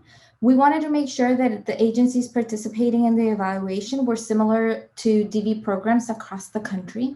And we wanted to make sure that there was a balanced representation of survivors seeking services in urban areas and rural areas, as we know that there are important differences in resources that agencies might have access to. In order to be eligible to be part of the study, survivors had experienced intimate partner violence in the last 6 months and were homeless or unstably housed. Okay, so we are following 406 survivors over 2 years. And we interview survivors right when they seek services from DV agencies and then interviewing them every 6 months, so a total of 5 interviews. We're comparing those who received DV housing first with those who received services as usual. And it's important here that I mentioned that by no means are we saying that services that agencies usually provide are bad or inadequate in any way. We know that they can really positively impact the lives of survivors and children. Here we're interested in getting the evidence of the impact of this model, specifically for survivors who are homeless or unstably housed. And so for this evaluation, we looked at 2 of the 3 pillars of the DV Housing First model. We looked at mobile survivor-driven, trauma-informed advocacy centered on housing, and the use of flexible financial assistance. I'm going to go into detail on all of this, but I really wanted to share with you this slide to give you an overview of our evaluation design. So as I mentioned, we interviewed survivors, but we also collected data from advocates when working with participants in the study one time. We also received agency records for context monthly during the course of the evaluation, and records of the services that were provided to each survivor in the study over time. And finally, we also received records of the flexible funding that was given to participants in the study. So let me go into detail on all of these. So our interviews are in-depth and conducted in person or by phone, but as you may imagine, since March 2020, we have been doing only phone interviews. They are in English or Spanish, depending on participant preference. On average, they're about an hour and 15 minutes. And in the first interview, we ask some historical questions like history of homelessness, for example. And then the rest of the interviews cover the previous 6 months and ask questions about health, housing, stability, children abuse, social support, and the like. At the 6 months interview, we asked survivors if they had worked with an advocate on housing-related issues. If they said that they did, then we would ask the name of the advocate. And then we would contact that advocate to invite them to complete a brief survey online, a single brief survey about themselves, in which we ask questions about how long they've been in the field, how long they've been providing direct services. And then after they completed that brief initial survey, we followed up with a survey specifically about the work with the survivor who named them in the study. And asked questions about their work together. We do this because we know that often there is a lot of work that advocates are doing behind the scenes that survivors might not even be aware of. And so we ask what they're doing and working with survivors. We also know that advocates are very, very busy. And so we reached out to them only once to have them reflect on their work with survivors. And as I mentioned, we get agency monthly reports around context. So the number of staff available to provide DV Housing First, the average caseloads, amount of funding for rental assistance and flexible financial assistance. We also get access to data about the specific services that were provided to clients, including staff time. And so in this, we are, in the data that we're getting data about the types of services and how much time staff is spending with survivors. And then finally, we are also receiving records of all the flexible funding that participants in the study received. And that includes the amount, when it was given, and what the money was used for. So as you can see, we're getting a lot of data. And this is pretty amazing that we've been able to work with agencies. We're incredibly grateful for our connection with agencies and doing this work. There's no way that we could do all of this without their commitment and support to this demonstration evaluation.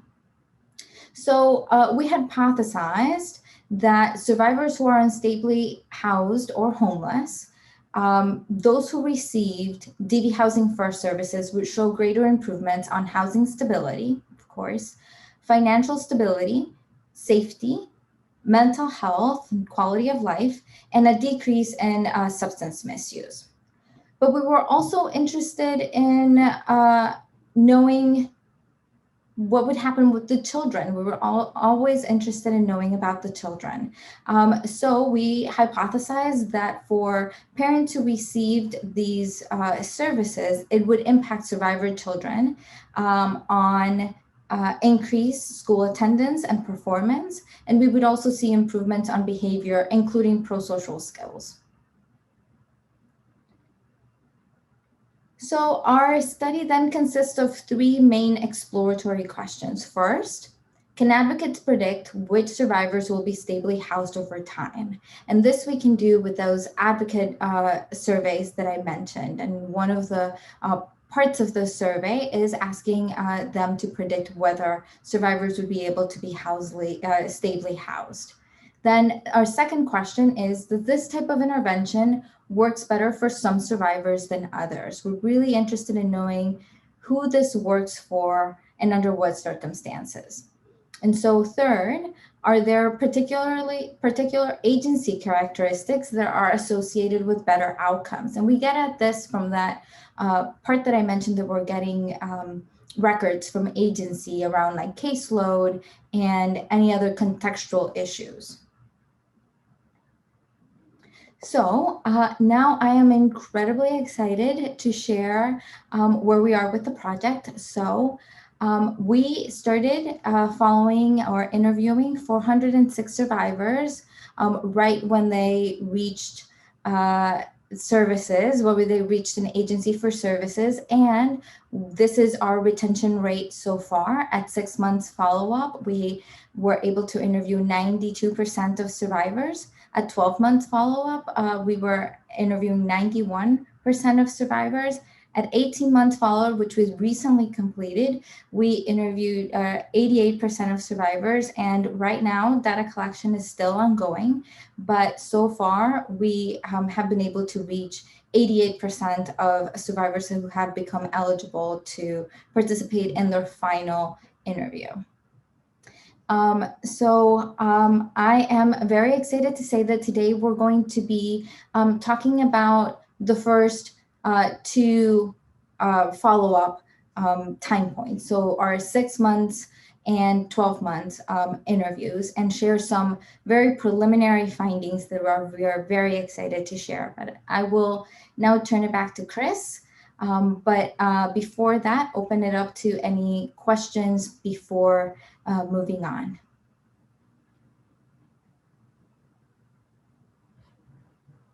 We have time. If anybody has questions about any part of the design or where we are with things. I can't see the chat when we're in this view, so somebody will have to let Gabby and me know if we've got any questions before we move on to findings.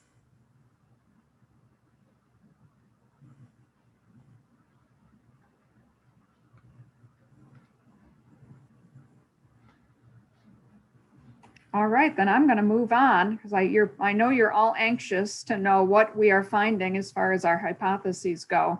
But please do feel free to add questions in the chat and the questions and answers, and we will definitely have plenty of time to talk more about this study.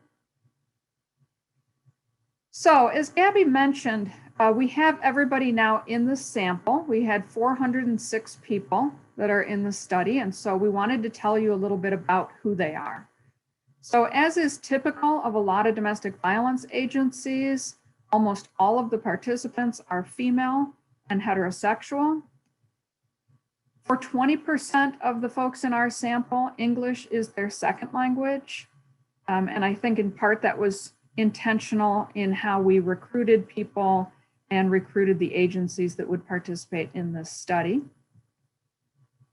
As you can see with race and ethnicity, we do have about a third of the sample are non-Hispanic white, and everybody else, so 65%, are some racial or ethnic minority.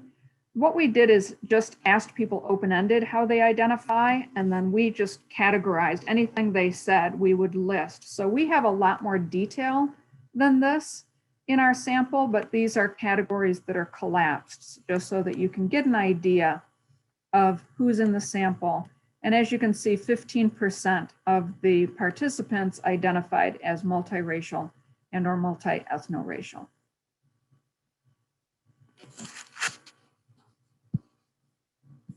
Hold on one second, I'm having a hard time seeing all of these screens and being able to see everything to share with you. Okay, so we asked people about their employment. This was, now remember, this is as people are approaching the agency. They have just come to the agency for help, and we usually interviewed them about a week later. 58% had been employed in the prior 6 months, but only a third were employed at the time of the interview. We were interested in finding out more about that employment, and of the people employed in the prior 6 months, the 58% employed in the prior 6 months, almost half, 46%, had lost their jobs just in the last 6 months. And of those, 70% reported that it was due to abuse.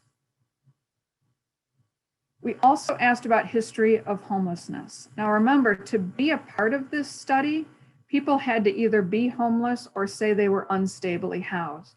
But what we found, and I don't think any of you who work in services will be surprised by this, but that was really just about everybody who approached all of the 5 agencies, is almost everybody was eligible because they were unstably housed or homeless. But we wanted to know, was this just due to the abuse right now? Was there a history of homelessness? And we were actually a little surprised at how high this percentage was of people who had prior history of homelessness. As you can see, 73% of the people had been homeless before this in the past. And of the people who said they were homeless, a third were homeless as children. And also almost everybody, 87%, had to stay with family or friends at least once in order to avoid homelessness. So this is a really unstably housed group of survivors. Here's a little bit more about their current housing status at the time that we interviewed them at time 1 at baseline. A small percentage, 6%, were literally homeless. They were living in their cars, they were living on a street, they were living in abandoned buildings. So a very small percentage, but there were some who were homeless. 36.5% were from a shelter, either a domestic violence or homeless shelter. This shouldn't be too surprising, given that most of the agencies that we were working with had shelters. And so it's not surprising that we would have quite a few people coming into the study who had been in shelter. We also wanted to just know about other housing situations. And as you can see, about 22% at the time of the study starting were staying with family or friends and not paying rent. So they were just staying with family and friends and other people were helping them out. A similar percentage, 19%, were living with family or friends, but sharing rent. A very small percentage of the people were from transitional housing programs. And again, I think that's more related to the agencies that we were working with, that we were recruiting participants from. A couple of people were in a residential treatment program at the time that they entered the study, and 24% of the people were renting or owned their own home. And I think that's an important group of people to think about and to look at, because we often tend to think if somebody's renting, they're stable. But these were folks who were on the verge of becoming homeless. So this is the group that, for those of you who know Linda Olson, she often talks about the importance of using DV Housing First to prevent homelessness. How do we help people stay in their homes and not lose their homes? So this is going to be a really interesting group within the sample to follow over time, is what helped them stay in their homes or stay stably housed even if they moved, versus if any of these people became homeless, what led to their becoming homeless. A little bit more about the sample again as they entered the study. This is not surprising that they had experienced quite a bit of abuse in the prior 6 months because they had all just contacted a domestic violence agency. So as you can see, 96% emotional abuse, 93% physical abuse, 90% stalking. A lot of studies don't look at economic abuse. And I'm really excited that we are paying attention to economic abuse, especially since we do care about housing and homelessness over time and how those might connect and what advocates do to address economic abuse. And as you can see, 89% of the sample had experienced economic abuse. Over half had reported sexual abuse as well. 74% of our sample are responsible for and parenting children. And of them, a third had their kids have to change school in the prior 6 months. due to the survivor having to move. And another form of abuse that we're interested in this study that often doesn't get asked about is use of the children as an abuse tactic. So in addition to asking about economic abuse that not everybody asks about, we ask about if the abuser used the children to stay in the survivor's life, to check up on them, to monitor them, to threaten them. And as you can see, 88% of the participants with children said that their abusers had done this in the prior 6 months. Those of you doing this work will not be real surprised by this very sad slide about people's mental health. 3/4 of the participants were experiencing PTSD symptoms, and almost half were experiencing severe depression or severe anxiety. Now, we also had more people than this experiencing lower levels or moderate depression and anxiety. But this, I think, says so much about the strength and resilience of survivors. Because you think about what it would be like to try to just take care of your kids, go to your job, get up in the morning and function when you're dealing with severe depression, anxiety, or PTSD. And yet that's what these survivors are doing day in and day out. At the end of the first interview, we asked them what they were hoping to get from the agency. And these are all the list. We would just ask them yes or no. Were you looking for this type of help from this agency? And again, those of you doing this work will not be surprised, but I think it's important for us to point this out because a lot of people think that domestic violence victim service agencies help people with domestic violence, period. Maybe do some counseling. And they really don't understand that what you're seeing here is very, very common. That so many survivors are looking not just for help with safety and to end domestic violence, but they need help with housing, finances, social support, counseling, clothing, education, food, material goods, employment, transportation, issues for kids, childcare, healthcare. And this isn't even all of them, this was just the majority. So once we looked at who's in our sample, okay, now we're at the 6-month time point. And as Gabby mentioned, all of the 6-month data are in. We have 92% retention rate, which we were very excited about. We needed to figure out at the 6-month time frame who received domestic violence housing first and who received services as usual. And this, because obviously we could not randomize people into what they were going to receive. That's not how services work.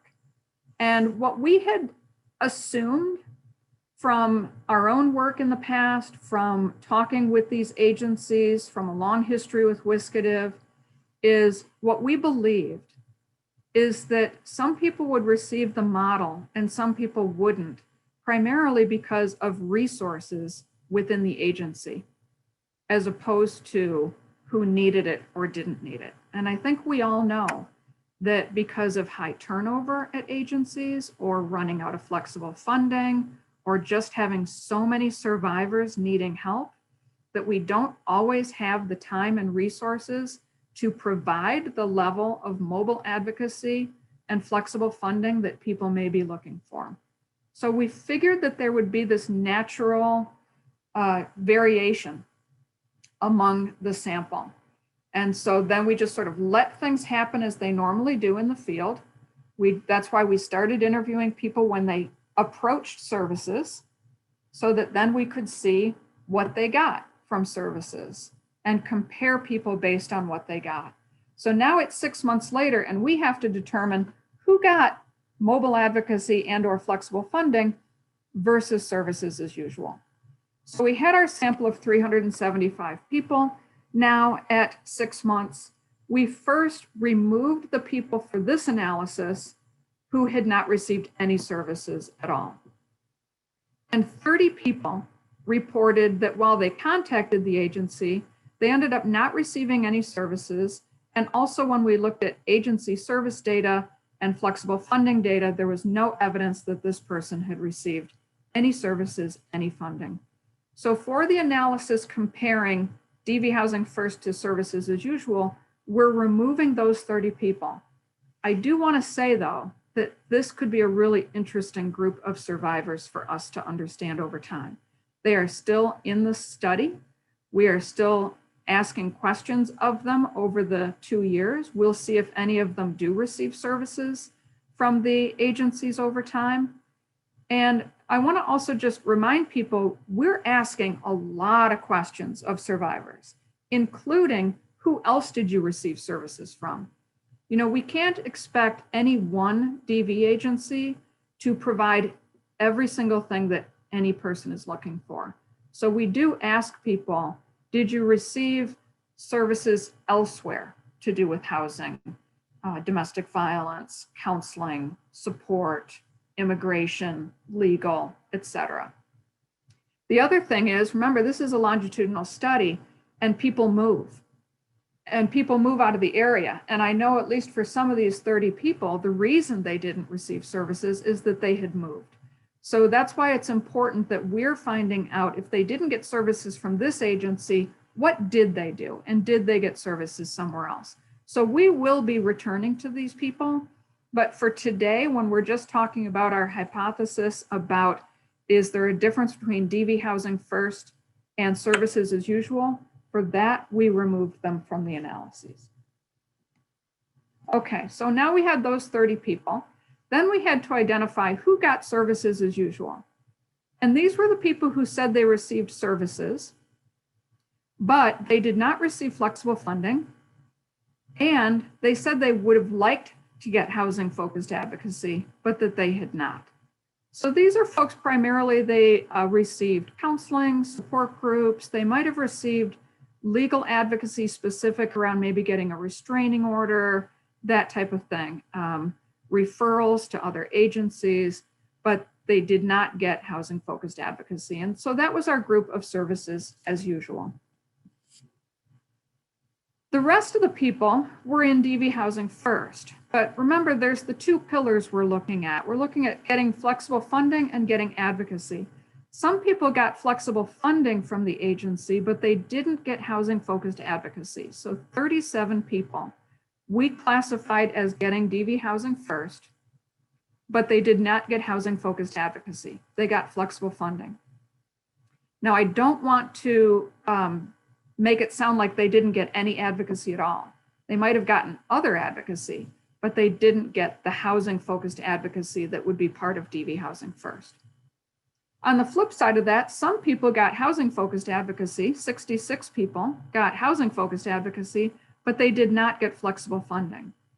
And then the majority of them, 116, got both housing-focused advocacy and flexible funding. So those three groups were combined together and categorized as they received DV Housing First. So this is them collapsed. Again, we've got the 30 people in no services, 126 services as usual, and 219 in DV Housing First. And I want to tell you a little bit about the flexible funding that people got. I thought it was just so amazing and wonderful to listen to the examples this morning about the importance of flexible funding. And so we looked at the trackers and categorized all of this for you. So all of the agencies, as you heard, received some level of flexible funding through WCA, but the two urban programs that are participating also had pretty significant funding from other sources. And so put everything together across all 5 agencies in the first 6 months of the study, they gave out over $280,000. And they gave that to 163 survivors. This is just people in the study, remember. They had other funding, they were probably giving it to other survivors. We're just focused on people in this study. The range was everything from somebody got $11 to somebody getting over $9,000. And the average amount that people received was a little over $1,600. And there's quite a range there. So how were these funds spent? As you'll see here, 26% was for rental assistance. So not surprising, that's often what people are looking for, but I also think it's really important that we have this information to say it goes beyond rental assistance. You'll see the next highest was for transportation. That was everything from paying for somebody's Uber to fixing somebody's car to even, you heard this morning, buying somebody a used car so that they could get to work, especially in remote areas where there is no public transportation. Basic needs, that might be furniture, all kinds of issues around that. So you can see there's just a wide range of how these funds were spent. This other category that you see at the top, 15% of other, those were all folks who, these are categories where people got less than 4%. So those were legal help, debt assistance, move-in costs, medical needs, security measures, education, employment, essential furnishings. So as you can see, I really feel like this tells us that this money really was used flexibly and creatively to address each individual survivor's specific needs. Okay, so now we're getting ready to test our hypotheses at 6 months. We removed the 30 people who didn't receive services, and that now brings our sample to 345 people. We've got the 126 from services as usual and 219 in DV Housing First. So as you can see, about 64% of the clients, of people who received services, did receive some form of DV Housing First, and about 37% received services as usual. Just a reminder, these are our hypotheses. So we compared these two groups on whether we would see differences at 6 months on housing stability, financial stability, safety, mental health, quality of life, and substance misuse. For those of you who are data geeks, I have to tell you this slide, and the rest of you can get up and get a glass of water. Before we did analyses to test people on 6 months, we first had to see if they were different at baseline, and if their differences had to do with who got services as usual versus DV Housing First. So as I mentioned, our assumption is that a lot of times it's just due to agency resources and availability. But you could also argue that some people would get DV Housing First because maybe they needed it more than people in services as usual.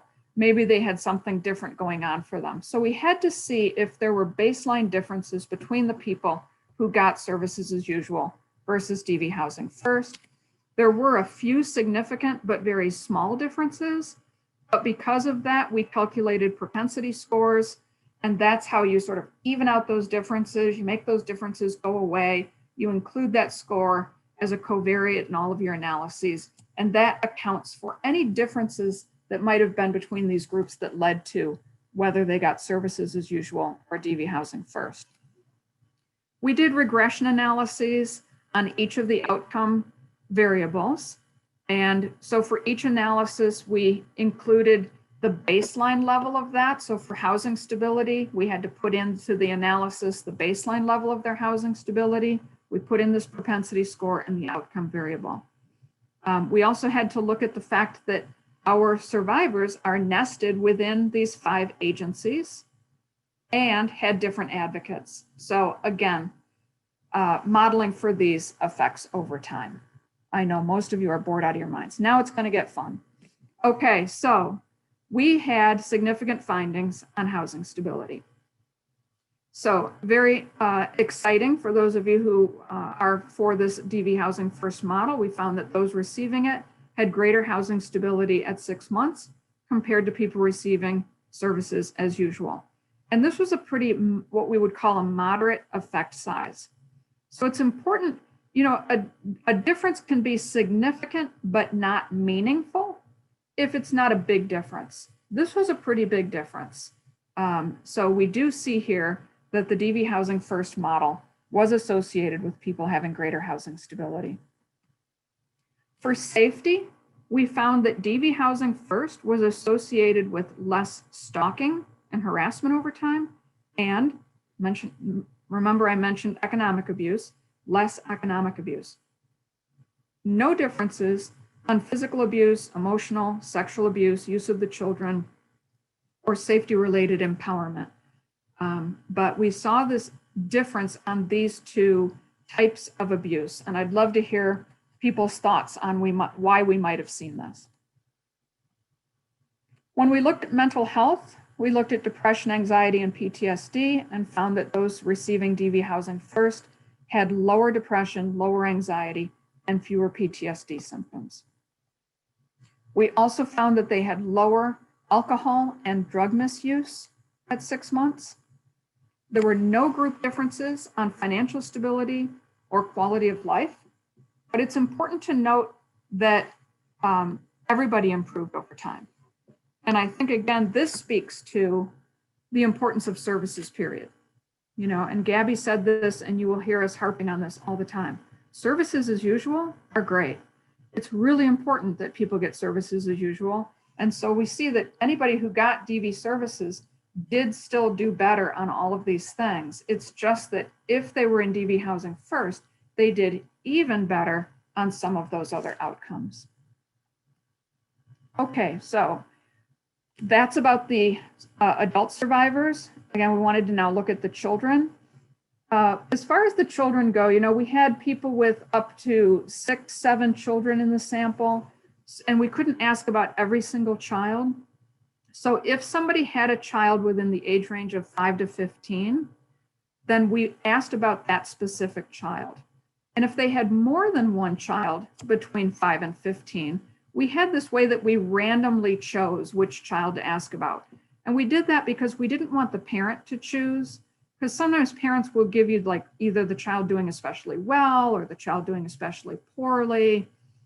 So we did that randomly. So we have one, what we call a target child that we're asking about with each family between the age of 5 and 15. And we chose that age range because we are asking about school. So our hypotheses were that kids would do better on school attendance and performance and do better on behaviors over time.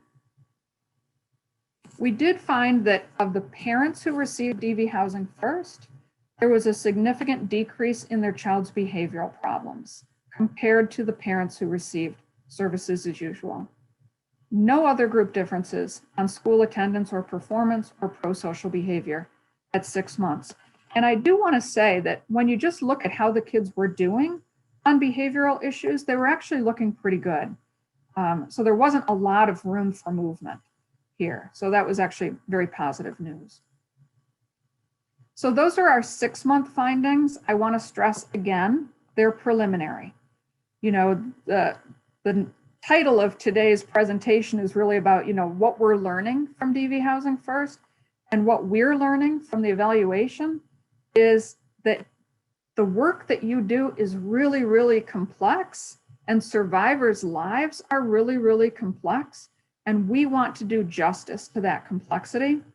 So we are taking our time and really being thoughtful in how we analyze the data and what we're looking at. And we are interested in, you know, what works best for whom and under what circumstance. So we are still even in the data collection phase.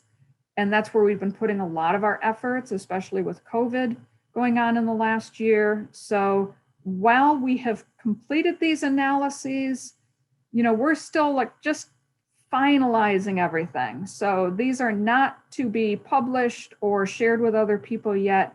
I am quite hopeful that by the WCA conference in September, we will be able to give you very firm findings. But today, Gabby and I are just sharing with you, here's this exciting study that we're working on, and here's what it looks like we are finding so far.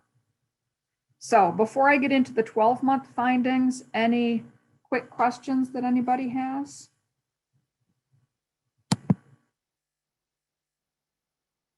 I see somebody said, do you anticipate the pandemic may impact some findings? Yes, we do. So let me take a minute and talk about COVID.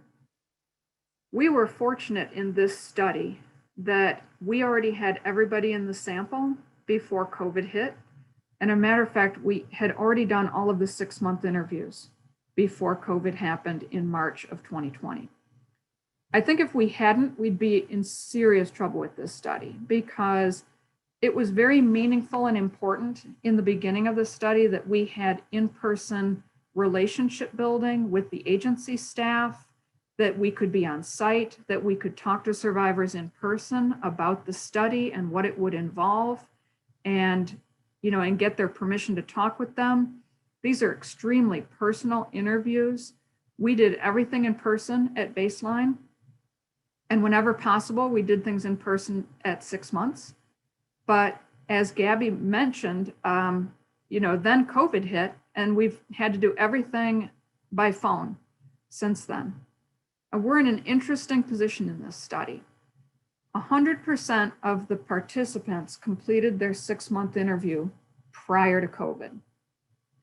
But with the 12-month interview, 80% of the people, I'm approximating here, about 80% of the people completed the interview before COVID and 20% after COVID. And when you look at the 18-month interview, we had about 60% complete that before COVID hit and 40% after. And for the 24-month interview, about 40% completed it before COVID, and it'll be 60% after. So we will actually be able to look at how COVID impacted people above and beyond the services that they received from the programs. And thankfully, we do have some people who made it all the way through all 5 interviews across 24 months before COVID. So we will be able to look at that. But I absolutely think COVID is going to impact the survivors' lives. So we are asking them, you know, a couple of questions now about whether it has impacted their safety and housing, and we'll be able to report on that. It was a really hard time, and we were really concerned about whether they would be able to continue staying in the study, whether they would be interested in staying in the study. That's why we've been surprised, I think, in some ways, at our retention rate still being so high. And I give all of the credit for that to our amazing interviewers, because what we hear over and over from the survivors is that they know that they're cared about. They know that the interviewers care about them, that they're not just collecting data from them. We do also pay people $50 per interview, and I think that's been meaningful. But we do hear over and over again, even though they have to now do this by phone, which is not an easy thing to do, that they want to stay in this study. They think that we're going to be able to help other survivors. And so we're just very, very grateful for that. But yes, I think COVID is going to have an impact, and we will be able to look at it. Okay, I think I will move on. We can take any more questions when we're done. So if I told you a few times that the 6-month findings are preliminary, the 12-month findings are really, really preliminary, because we are still cleaning data and making sure that everything is absolutely perfect. And we want to really make sure that we get this right. But here's what we have so far. I think if things change, they're not going to change a lot. But again, right now, this is preliminary. We first of all were interested in, did people continue receiving services, right? So we're now talking to people 6 to 12 months after they sought help. And between that 6 to 12 month time frame, over half of the participants, 62%, were receiving no services. And I think that's probably not surprising at all to those of you who provide services. You know, a lot of times people come in, they receive services, but after 6 months, they're gone. They're not receiving services anymore. So that's not a real surprise. We wanted to see, though, if there was differences by whether somebody was in the no service group, services as usual, or DV housing first. So while 62% of all of the participants received no services between 6 and 12 months, of the people who had received no services in the first 6 months, almost all of them continued to receive no services. So 97% received no services 6 to 12 months. Of the people in the services as usual, 69% were no longer receiving services, And of the people who had received DV housing first, 52% were receiving no services. This will be interesting to dig into a little bit more. This is either a sign that DV housing first is doing what it set out to do, which is continuing to work with people for as long as they need you to work with them, right? That you don't have an end date. So maybe this is positive news that more people in DV housing first are continuing to get services. It could be negative news. It could be that we've got them needing more services, you know, because people stop services for a number of reasons. Sometimes they just move out of the area. Sometimes it's because they're not happy with the agency. And sometimes it's because they feel like things are good now and they don't need services. So we'll be looking into that. But we were interested just in who was even still receiving services. And then we looked at flexible funding. And so again, you know, the numbers are all going to go down now because now it's 6 to 12 months later. So now the agencies were providing $171,000 to 53 survivors. So this is quite a bit less compared to the first 6 months. The range was $5 to over $15,000. And the average amount was over $3,000. So fewer people getting funding, but those who are getting it are getting more money in general. We again looked at how the money was spent, and now you're seeing twice as often the money is provided for rental assistance. My guess at this point is that's because, again, it's 6 to 12 months later. So if you're looking at who still needs help and what kind of help they need, it doesn't surprise me that probably more people are needing rent assistance as that long-term help. So in the first 6 months, maybe agencies are doing more of the helping prep people to be able to get into housing, taking care of prior debts, old utility bills, that type of thing. But now it's 6 to 12 months later, and those needing assistance, it may just be more around rental assistance. And as you can see, once again, the second most common, though, is transportation. Okay, so looking at our outcomes at 12 months, we repeated our regression models. So instead of looking at group differences at 6 months, we looked at group differences as 12 months. This is not longitudinal yet. Our next step will be looking at, you could do analyses where you're looking at people's change over time. So starting with baseline and looking at change over 6, 12, 18 months. That is not what we're showing you today. We have not gotten there yet. Again, preliminary. We just did regressions at 12 months to see if at 12 months there were differences between people who in the first 6 months got DV housing first between those and getting services as usual in those first 6 months. We again found that if they had worked in DV housing first, they were experiencing greater housing stability now a year later. So not just at 6 months, but a year later, greater housing stability. We still saw less economic abuse over time at 12 months.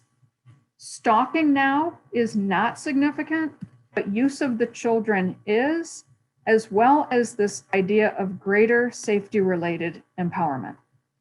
No differences on physical, emotional, or sexual abuse, or stalking or harassment. I know that many of you are asking yourselves, what is safety-related empowerment? So let me tell you.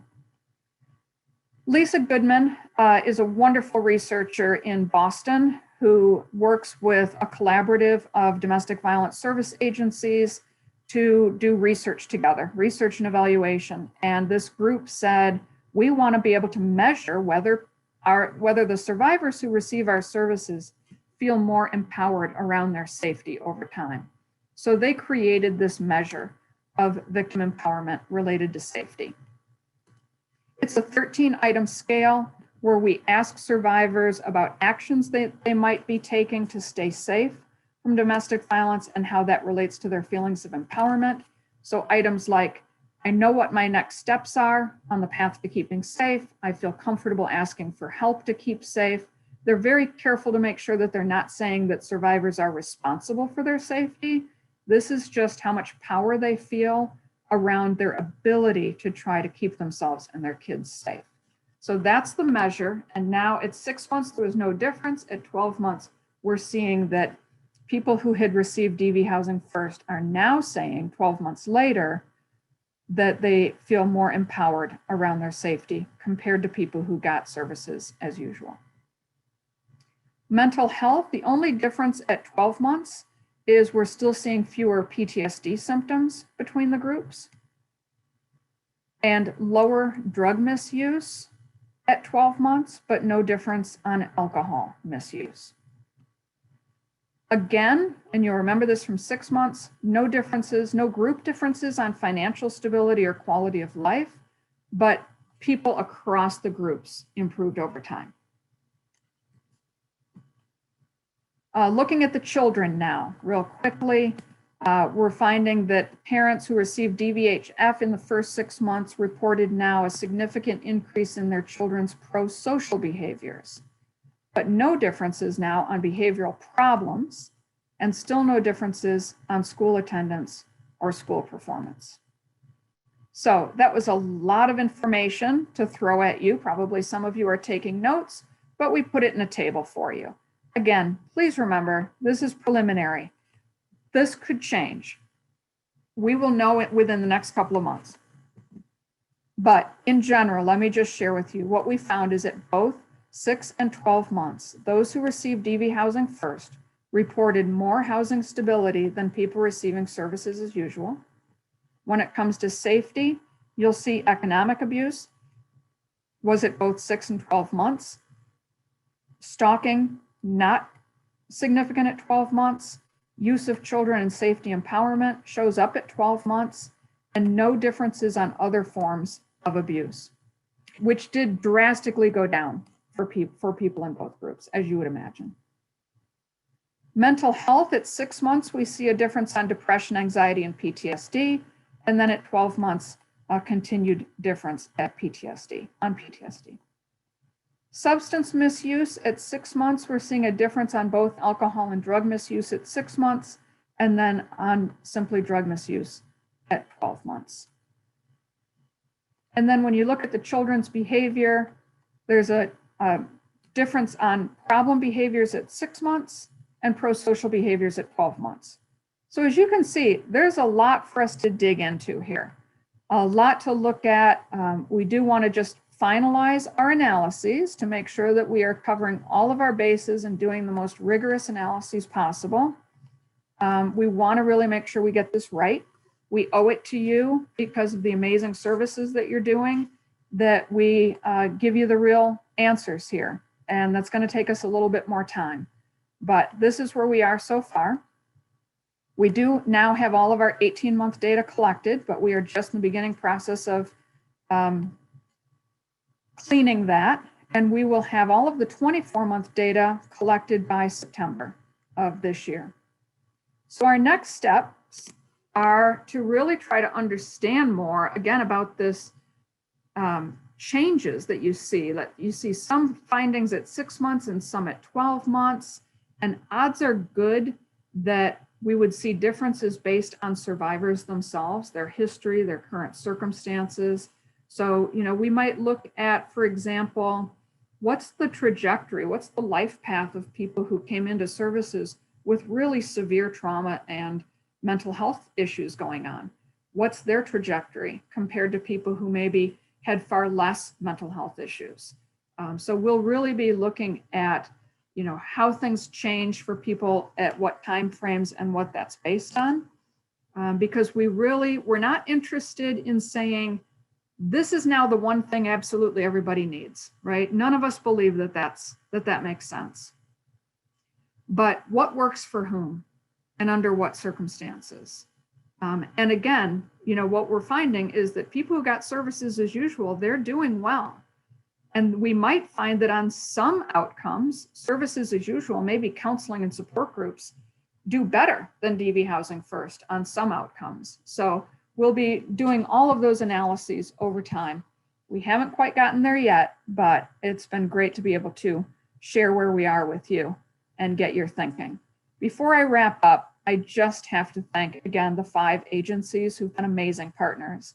They not only helped recruit people into the study, which was very time consuming, they continue to share their service data and their agency data. that the survivors agreed to. They help us locate people if we can't find them. They've provided safe space for us to conduct interviews. They help us interpret the findings. They have been absolutely amazing. And this has been more than a small amount of work for the staff. The research team is much larger than Gabby and myself. They have been amazing. Our interviewers all the way to the data analysts, we just couldn't do it without this amazing and dedicated team of people. And finally, to the survivors. We wouldn't have this study without the time, courage, and thoughtfulness that they have provided to us, that with everything else going on and how stressful these interviews can be, they have stuck with us, they have continued participating, and they trust us that we will do right by their data. And so we will. And I am going to now stop sharing and open it up. So now I can actually see the chat. Hi, Judy.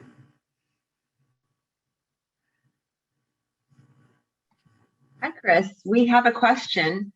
How do you measure quality of life? Interesting to see improvement on housing stability, safety, and mental health, and no correlation with quality of life. I was very surprised by that as well. We are using a quality of life measure that I have used in my prior longitudinal studies with domestic violence survivors since the 90s. And we have always seen a difference on quality of life.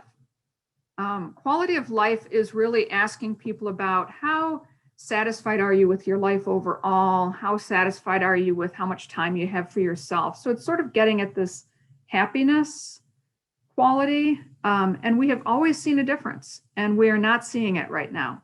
So it's going to be very interesting. Again, and that's where we may find that there are subgroups of people who are having higher quality of life. But as far as just, is it due to DV housing first service versus services as usual? Doesn't look like it. And maybe that's just because services as usual are great, right? People in services as usual are getting counseling and support groups and other forms of advocacy and all kinds of support. So it may simply be that. Thanks, Chris. It really makes a difference to have a researcher who also has a background in advocacy. So great. So to our fantastic participants, thank you for hanging in for this great presentation. Please write your questions in the Q&A or in the chat. While those are coming in, Chris, I have a question. Are you seeing any differences, or do you think that you may see differences between the rural agricultural communities where there's such a, as we heard earlier this morning, such a large farm worker population, as well as people who intergenerationally have worked in agriculture with the rural, the urban and metro communities? We are definitely going to look at that. And as Gabby mentioned, we really made sure that we had a large enough sample of Latinx folks in the sample. It actually is smaller than I ended up thinking it would be, though. It's only about 20%, if that. Am I correct on that, Gabby? It's smaller than we had hoped. We had really hoped that we would have a larger sample of Latinx folks as well as Native American, and that just didn't happen for whatever reason. But it's still large enough that we will be looking at those differences. Thanks, Chris and Gabriella.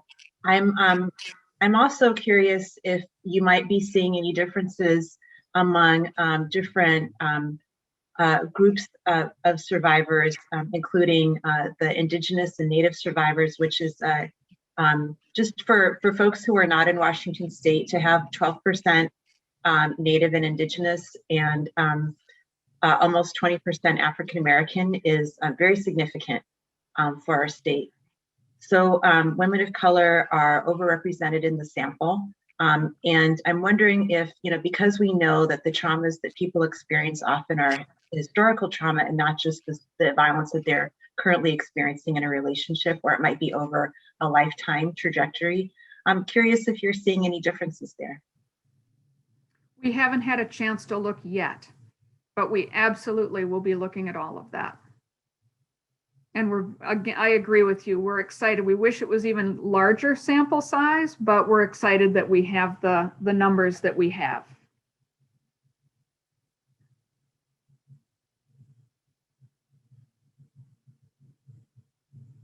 And Gabby, feel free to jump in here.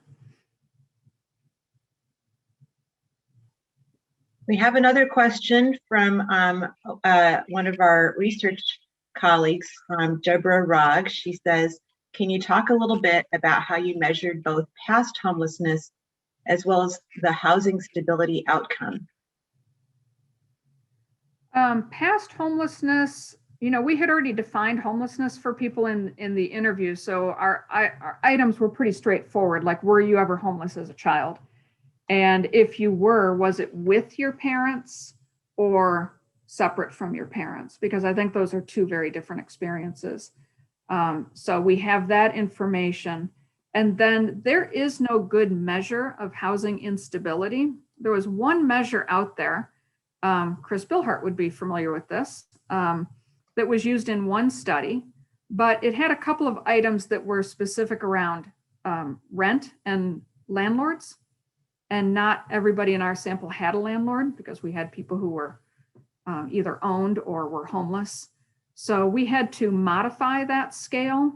So it's a 7-item scale where we ask a number of items that are known to relate to or to be indicators of housing instability. How many times somebody moved in the last 6 months, whether they feel like they can pay their rent, whether they've had trouble getting housing, those types of things.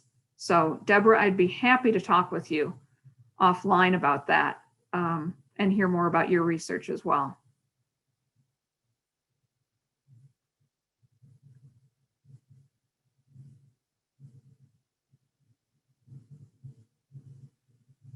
So we welcome more questions. Oh, I think she says, sounds good, Chris. I also wonder for the us lay people, if part of what's happening is, you know, what advocates in shelters see so often is that I served a family in emergency temporary shelter 10 years ago, and now I'm seeing the grown-up child is with her children, and now she is here. Is there something, could you speak a little bit to that dynamic from your research experience? Well, not from my research experience, because we don't ask that as part of the research, but certainly putting my advocate hat on, having done this work for a long time now too, I have seen that as well. You know, you see now the children and the grandchildren who are coming to the same program where you worked with their elders, but you're also seeing folks showing up at the university saying, I want to work on this issue because this did happen to my mother. This did happen to my grandmother. Or we see people who are working in our agencies because this happened to a family member. So, you know, we see whether you want to think of it as negative, if we see the intergenerational or not, you know, I mean, we know that domestic violence continues. It's too widespread. We are not doing enough as a society to put an end to it and to make sure that people have the resources that they need. But the resilience is just, you know, beyond words. Sometimes when I think about the people who, what they've put up with, what they've tolerated, what they've managed to make it through, and they are still, you know, whether they're my students now or whether they're working in our programs or just the fact that they are putting one foot in front of the other, it's just a real sign of their strength. And so we are bound and determined to make sure that our findings highlight that and talk about the power and the strength of survivors and not just the horror stories. Thank you. I want to check in with the other panelists to see if there are other questions that you have. And I think that we've addressed the ones that have come through the chat and the Q&A.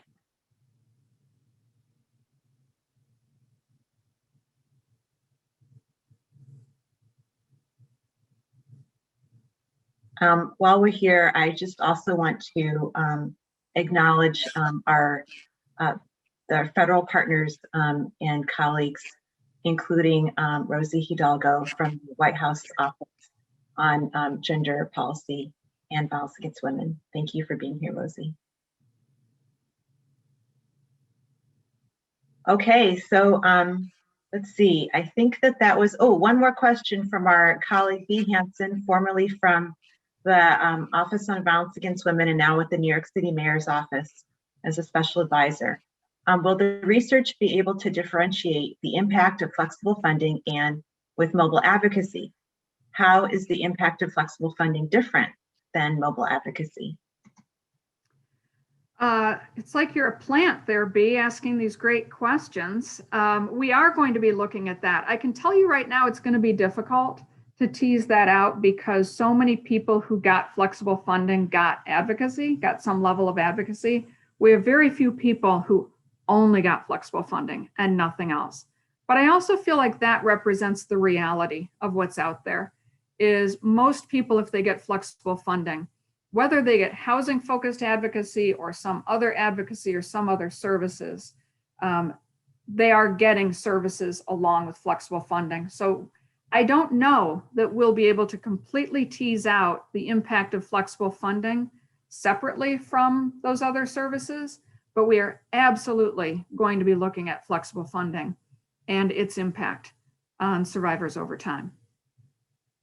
Terrific, and I'll put in a plug for funders here. Wouldn't it be great to have funds to study the impact of mobile advocacy, particularly with bilingual, bicultural, multicultural, and Indigenous communities? Wouldn't that be great? I second that. We're going to take a break, folks. We'll be back at 11:55, where we'll hear from the west side of the state, our King County, incredible work that's happening. Just what I was saying about, wouldn't it be great to look at mobile advocacy and cultural communities? We're going to hear a lot of terrific. Thank you for inviting us to be part of this today. Thank you. See you all in about 10 minutes. Thank you, Dr. Lopez-Zaron and Dr. Sullivan. Hi, everybody. Welcome back. I hope you had a good 10-minute break and energized for the rest of our time together. It's not much longer, but some great stuff ahead. We're going to meet the King County agencies now. And while the rural folks had the great expanses of territory to cover with their mobile advocacy, the King County agencies have the gridlock of traffic. And many of the advocates don't even have cars. So mobile advocacy is accomplished not only remotely now with COVID, but also with Uber and Lyft and taxis and buses. And again, amazing advocacy work that you will see and hear about from the agencies, as well as a lot more about flexible financial assistance. The first agency up is LifeWire. And I just want to say that LifeWire was one of the first 4 brave agencies that stepped up to try to do this project. And they did an amazing job. I would say that what we know now about flexible financial assistance really started with LifeWire at the root of it, in terms of giving money out and just being so determined to be survivor driven. So I am so proud to turn the screen over to LifeWire. My name is Rachel Krinsky. I'm the executive director at LifeWire, and I've been here 4 years. And before that, I worked in Housing First programs in Wisconsin for about 15 years. I'm Carla Cortez, and I'm the community lead advocate at LifeWire. I've been here for 9 years, and I was a shelter advocate when we were part of cohort 1 during the DB Housing First pilot.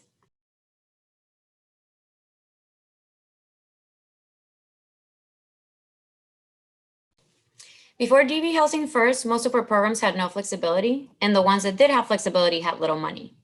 But having someone like the Gates Foundation run this pilot and then back up this simple but revolutionary idea that giving people what they identify is going to help them on their journey to safety actually works has really pushed other founders and the government to fund and support more flexible programs. Flexible funding has made us put the concept of survivor-driven services into practical action in a whole new way. We've always valued survivor-driven services, and we've always valued letting survivors and supporting survivors to make the choices that work for them. But having survivors choose to spend dollars in the way that they choose is next level.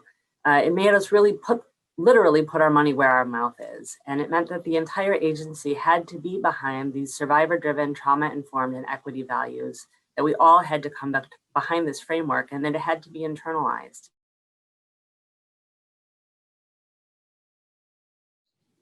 At this point, everyone at LifeWire is on board with the DV Housing First framework and flexible funding, and that's through all of our services. And not only the services team, but also the finance team and the facilities, communications, data, and fundraising staff. I had a participant a while back whose kid got sick, and while her kid was in the hospital, she couldn't go to work and didn't make enough money to cover her rent. She called me in a panic that she had gotten a 3-day notice and she needed to pay her rent that day or they would proceed with eviction proceedings.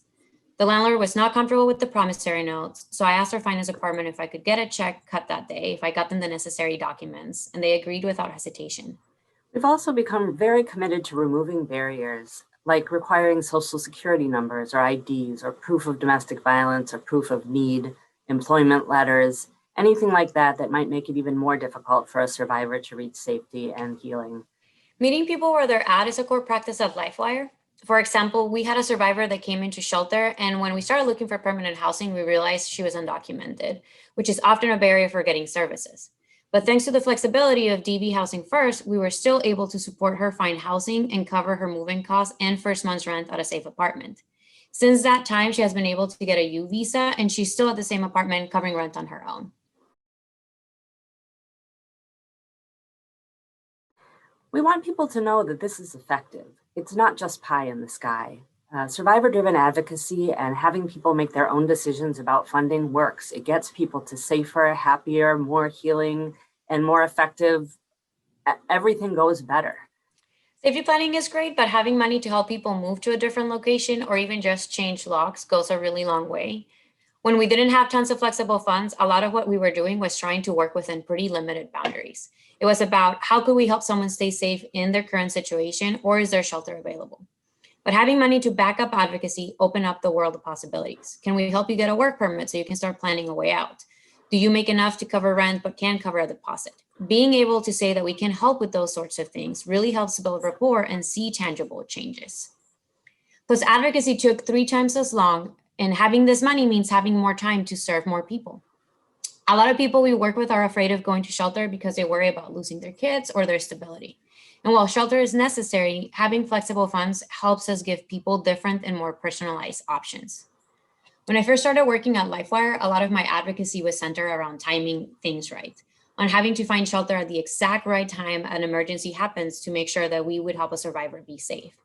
With flexible funding, we're able to meet the survivor's timeline, and we don't have to wait until things escalate to that point or until families are homeless.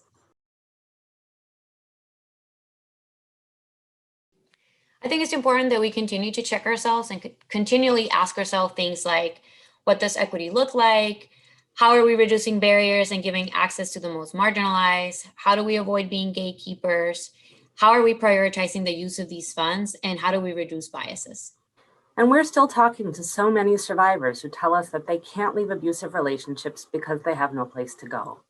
We want to know how we can keep growing these services, and we want to keep showing our results to other organizations and other funders so that everybody understands the effectiveness of truly flexible funding and really good advocacy together.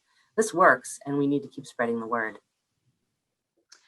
Thank you so much, Rachel, for the ending comments, and just your video in general, as always, was spot on. The next agency is InterIm CDA, and that is another one of our pilot agencies, and it displays what services look like, flexible financial assistance looks like in an agency that is by and for, where all of the advocates are of the communities that they are working within, and a very, very exciting approach and commitment. So here they are. Hello, my name is Pradipta Upadhyaya. and I'm the Executive Director of InterIm Development Community Association. ICDA, or InterIm Community Development Association, is an organization that has been around for 53 years. It began as an organization to serve predominantly the Asian Pacific Islander community in the CID, but in the Chinatown International District. But over the years, we have extended our work all over the Puget Sound area. Amongst all the various programs that we have which respond to the critical needs of the immigrant refugee community, homeless prevention and housing stability is one of our most important programs. We at InterIm strongly believe that housing first is extremely important, especially for immigrant, refugee, low-income communities and people of color, because we do understand that until their housing needs are taken care of, there is no chance for these family members or individuals to be able to transform their lives or the lives of their children. I would really like to thank everybody for giving us this opportunity and for giving me time to highlight this very important aspect of the work that we do at InterIm. And thank you so much. My name is Carol. I work at InterIm CDA as a housing case manager. I help clients find housing when they're in situations such as being homeless or living in shelters or even couch surfing. It's been really amazing to see the impact that putting a roof over their heads really does for them. You can see that they have just such a more positive outlook on life. They're more confident. Their kids do better in school and they're willing to open up more. And I'd love for you to hear from one of our clients. Hello, my name is Rima. I have been working with InterIm for like 5 years, actually, yeah, from 2015. And then we're working with Amy for, I cannot remember, but for like maybe 6 months or more until she finds a place for me. Before that, I cannot take a shower. I cannot cook for my kids. I cannot even change my clothes, make laundry, everything. It was hard for me. It just like my life was like just in a blender, somebody, and Amy just passed off. And then I'm in rest, you know, I take a nice home, a nice place. I have bed, I have bathroom, I have kitchen, I do whatever I want. My kids like clean, smell good. My hair is, I can brush my hair even, I can looking for my face in the mirror. I use my car mirror for my kids and for me. Everything is loose in my car. You know, the car is kitchen, bedroom, bathroom, everything in my car. Even, I'm sorry to say that sometimes at night when we stay in the car, we don't know where they're going because my kids going to go to bathroom. But I'm glad I have boys, you know, they can doing anywhere they want. It was easy for me, this part. And then Amy, she's just fixed my life. Yeah, it was so hard. We just came from war. And then I find myself, I'm just was happy I'm in America. And then I find myself in the street in America, not a nice place, you know, until my friend search and find Amy. Nice house, nice life, everything is roof, you know. This is my dream, some roof for me and my kids. Thank you so much. And I would totally agree. Emmy can do some amazing things with her advocacy. And I can hear that you did an awful lot of hard work there too. Next up is another By and For organization. This is the Northwest Network for Bi, Lesbian, Gay, Transgender Survivors of Abuse. And they have done some groundbreaking work nationally with their particular advocacy approaches and the way they work within their community. They, of course, do some amazing mobile advocacy work. And since they are, of course, all of and from the community, there's often the chances where they are also seeing those who cause harm. They know the community, they know people, and I can just not ever say enough wonderful things about their work. So here they are. Hi, my name is Elizabeth Branger, and I'm a program manager at Northwest Network. I've been here for, well, right now I'm in my apartment, but I've been at the network for about 2.5 years. So the Northwest Network started as advocates for abused and battered lesbians in 1987, like a lot of other anti-violence organizations. We have since evolved over the years to the Northwest Network of bisexual, trans, lesbian, and gay survivors of abuse. We started as a by and for organization and are still a by and for organization of queer and trans survivors. We work with queer and trans folks who have experienced domestic violence, sexual assault, hate violence, and stalking. The main support that we provide is advocacy-based counseling, which means is a super flexible support. It means a lot of different things depending on what someone is reaching out about. We provide support groups for domestic violence and sexual assault survivors, and also programs for young people. So we consider our young people 13 to 24. They are the heart of the network and really keep us in line. So we have employment programs for them where we pay them to speak on panels about their experiences. And we also have a youth leadership board that directs some of the things that we do internally at the network. We have a really small but mighty team of really skilled advocates who are the most thoughtful, kind, caring, and funny and creative people I have ever met. Being a by and for organization means that we are a part of the community that we're serving. And so it's so important to have internal practices at our organization. That means that we are taking care of ourselves and taking care of each other. And so we have a trauma stewardship program for staff. We have full benefits, all that good stuff that makes this work sustainable for people. We know that the impact of the things that people are hearing on the phone and the work that folks are doing is really significant. And so we try as much as we can to mitigate some of that impact and provide as much support as possible. So we're able to provide flexible financial assistance along with other kinds of housing advocacy to the survivors that we're working with. For queer and trans people, housing is treacherous, like for other folks, but we're also considering some other things when we're working to find someone stable housing. So is there a place where people are going to be safe, where they're not going to experience homophobia or transphobia, where they'll be able to access all of their basic needs, like social connectedness in that particular area that they're living.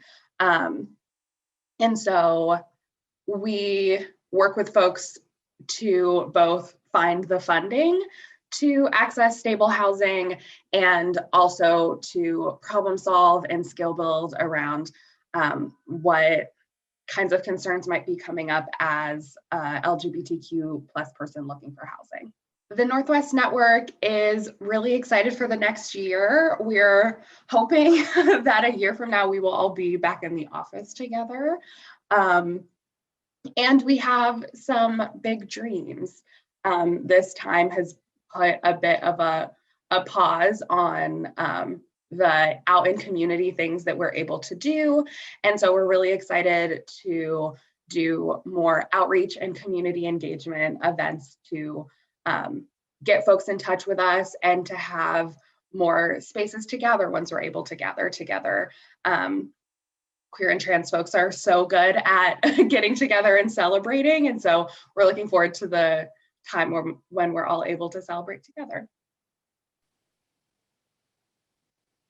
Thank you so much. An amazing organization. And next up is another incredibly wonderful organization, New Beginnings. And it has gone through some incredible transformational changes over the past few years. The staff is great. Susan, I so respect and appreciate you. And there's such a heart for children there. And we'll hear more about that a little bit later too. But for now, here is New Beginnings. I'm Susan Siegel, Executive Director of New Beginnings. Organizations focused on ending domestic violence that began in the 1970s, as ours did, almost always started as emergency shelters for women and children fleeing abuse. For New Beginnings, that model remained a dominant feature of our approach to housing for more than 40 years. But then came the domestic violence housing first approach, which was absolutely the right approach at the right time for our organization. Adopting DV Housing First has enabled us to shift away from a more rigid, one-size-fits-all approach and evolve toward a more flexible strategy that supports housing stability in the variety of ways that survivors really need. Pivoting in this way involved a culture shift, as well as a shift of practices and resources within New Beginnings. But I'm so very proud that we've embraced this more expansive and effective way of boosting survivors. There's no question that mobile advocacy has created greater accessibility to services, and flexible financial assistance has paid for move-in costs, rent and rental arrears, plane and bus tickets, debt, utilities, car repairs, and much more so that survivors can focus on their healing and self-determination. And for those of you who are funders, I want to be frank in saying that the need is vast, and even with all our efforts, we are only able to meet a fraction of the demand for support, advocacy, and financial assistance. But with ample staffing and resources, DV Housing First works. This hit home for me powerfully when I spoke with one of our former participants who experienced our rapid rehousing assistance.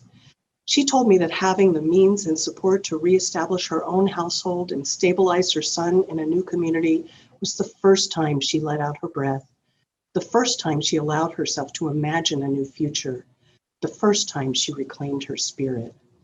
And that says it all. And now you'll hear from our Community Advocacy Program Assistant Director and advocates.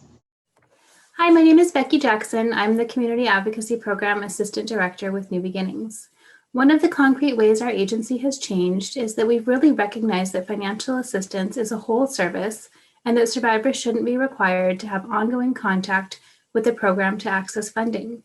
One way we've changed is that we're able to offer financial assistance directly to survivors that call our helpline. One thing I'm most proud of is finding creative ways to use the funds to help a survivor. Domestic violence advocates have always been good at thinking outside the box, but having these funds has opened up new ways that we can support survivors. We've been able to pay relocation costs for a survivor to get back to their home state, and we've also been able to pay for things like daycare and new tires for a car, all which lead to long-term housing stability. One thing I would like funders to know is that survivors of domestic violence often are not able to begin to heal until they have safe housing. Hi, my name is Sarah Parker, and I am a survivor's advocate for New Beginnings in Seattle. And I have been working with families and individuals for almost a couple decades, helping them get safe. And we participated in the DV Housing First study and had terrific results. One of the stories that I want to share with you is about a woman who had recently gotten away from her abuser with her daughter. The abuser had taken many steps to create barriers to stop her from getting away. And one of the most lasting things he did was to steal not only a lot of money, but also her and her daughter's passports. They were immigrants to the country. So what New Beginnings with DV Housing First Funds was able to do was to support her in creating a plan, buying airline tickets, reserving hotel stays so that she could fly down to Southern California to replace the stolen passports. When she came back, we were able to connect her with both therapy for herself and her child, but also to help her establish and maintain stable and safe housing. If there is one thing that I learned from being in the study of DV Housing First, was that this created opportunities for people to overcome barriers that were intentionally put in their way and sometimes unintentionally put in their way by systems. My only wish would be that we could enhance the program to provide this level of service to every person in need. Seattle is a big city, and it has many inhabitants that are living with domestic violence. Thank you. All right, so more great information about flexible financial assistance. One of the things I've always appreciated about New Beginnings, and really all the agencies, but New Beginnings frequently used some great flexible financial assistance for creative ways to support kids. And so right now, just thinking about supporting kids when mobile advocacy is at play, it is my honor to introduce Dr. Katie Gregory to share the exciting work that she has done with New Beginnings to evaluate the impact of a program designed to provide advocacy support and intensive services to children and their mothers who have experienced domestic violence. Thank you so much, Linda, and for everyone for today. I feel like being this far into it, I have a small piece, but I think it really fits in well with people talking about mobile advocacy and flexible funds and what we were able to do with the Family Advocacy Project. The tech team can bring up the slides if they have not done so already. Thank you. I just want to start out first to add to WSCADIV's land acknowledgement with ours here at MSU. We collectively acknowledge that MSU occupies the ancestral, traditional, and contemporary lands of the Anishinaabe, Three Fires Confederacy of the Ojibwe, Odawa, and Potawatomi peoples. In particular, the university resides on land ceded in the 1819 Treaty of Saginaw, and we recognize, support, and advocate for the sovereignty of Michigan's 12 federally funded Indian nations for historic Indigenous communities in Michigan. For Indigenous individuals and communities who live here now, and for those who were forcibly removed from their homelands. By offering this land acknowledgement, we affirm Indigenous sovereignty and will work to hold MSU and our partners more accountable to the needs of American Indian and Indigenous peoples. So again, I want to thank everybody for inviting me to be a part of this. And I just as kind of some background for many of you who haven't met me before, I worked with Dr. Sullivan at the beginning of the DVHF project, kind of conceptualizing this and working with her to think through what interviews might look like. I'm so excited to be able to be here and listen to how things have been going. And also where they're going with everything. And this larger project, right, it helped launch this particular project, the evaluation of the Family Advocacy Program, and our relationship with the Gates Foundation. Chris and Ginny from New Beginnings had many opportunities to talk about a lot of the great work that New Beginnings had been doing with families and youth in particular. And Chris was able to connect me with New Beginnings to start thinking about what could this look like? What could, elements of a lot of the work that everybody is already doing, what it could look like as its own type of service. So this turned into a concept paper, and then Gates Foundation graciously said that they were interested in funding this as well. So before I move forward with explaining the program, one more group I would like to acknowledge are the two family advocates who worked on this project, Kate and Sierra. I had the opportunity to meet with them frequently. They were creative and thoughtful, introspective, and so dedicated to the families with whom they worked, which is what we hear about with a lot of advocates, most of the advocates doing the work out there. And again, all of the videos that we watched today reiterate this. So we are going to move into this now. You can go to the next slide. So what is family advocacy? In a short sentence, it's services that allow families to decide what their needs are and having advocates help make that happen. that sounds really familiar to all empowerment-based services, right? What's distinguished this service has really been how the advocates have approached their work, with the understanding that there's a family unit, that while individuals have specific needs, the family unit has its own specific needs that may need to be met as well. And they worked to meet those needs with the freedom, you know, of mobile advocacy and flexible funding, which we've heard about over and over again, and how this has enabled a lot of opportunities for survivors. And I do want to acknowledge that these are not necessarily novel ideas, that other organizations may not already be doing this. In particular, our culturally specific organizations. Then the great thing that we've been able to do with this is do some evaluation work alongside New Beginnings to document how this was incorporated into their program. We can do the next slide, please. So because there's an evaluation component to this, there were some boundaries that we had to create around what this would look like in order to be able to do some of the research. Again, this is not necessarily, it's not necessary for all programs to do this, but these are the things that we identified that would be helpful when talking about the outcomes. So one is that, similar to the DV Housing First demonstration evaluation, families, in this case, families have moved in the last 6 months due to the abuse that they had experienced. There wasn't you had to experience abuse in the last 6 months, but there was some sort of movement in terms of housing. Advocates worked with families on a shorter timeline. This was an 8-week intervention. Sometimes it ended up earlier if a survivor was ready to be done earlier. If they said, you know, I'm good with where I'm at. Sometimes it went a little bit longer depending on the needs.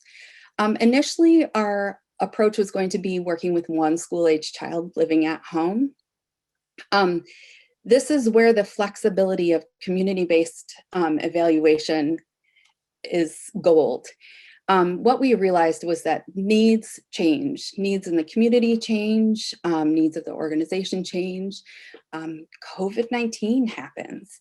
And what we were finding was that there weren't as many families who were eligible having one school-age child living at home, but there were a lot of families where a lot of survivors who had younger children who had similar needs. And so we opened this up to include families with younger children as well. Next slide, please. So our data collection, just briefly, we did a lot of data collection. This was a longitudinal study, not as expansive as the DV Housing First evaluation, but we did try to do 3 interviews with adult and youth survivors. We did not have as many youth interviews as we had anticipated, and if you have questions, I can answer some about that later. But then we did staff interviews at 3 different time points. And we also did, and staff interviews included, so executive director, program director, as well as the 2 advocates. And then we also asked advocates to complete a survey when they finished working with a family, just to hear a little bit more about the services that they provide and get a little bit deeper into it. You can see a little bit the highlighted. In this presentation, I'm going to talk about some data that we pulled from post interviews, staff interviews in March 2020, as well as the advocate surveys. So you can go next on this. The one thing to keep in mind, this is all especially with the staff interviews, this is right as COVID-19 was shutting everything down, right? So, but I think it's important to be able to talk about this in this context right now. We're still doing data analysis, and I think that we're going to have some different findings related to COVID-19. So what does flexibility mean in the case of the Family Advocacy Project, and why is it so important? Well, mobile advocacy, advocates were able to meet families where they were most comfortable. They were able to have conversations with survivors about the flexible funding and help meet immediate needs while discussing long-term family needs. And they didn't have the traditional reporting requirements linked to the flexible funds. And if you can go next, this next quote is really going to give you some more information about this. And it's a long quote, so I'm going to summarize as much as I can. We asked advocates what was distinctive about their work and how they thought this influenced the way they worked with families. And this advocate in this quote discussed how their intake process was not encumbered by paperwork and additional qualifications to meet whether or not a survivor could get different services, but rather knowing that there was flexible funding available that could meet some of the family's immediate needs. And by eliminating some of those formalities, just in that initial conversation, the advocate observed how it was a breath of fresh air for survivors, and they were able to jump into some deeper conversations. And it wasn't just about those really like, well, I want to make sure that I have all of your information and then we'll determine. It was, I have some funding available to you that will be able to meet some of those immediate needs so we can talk about other things. Next, please.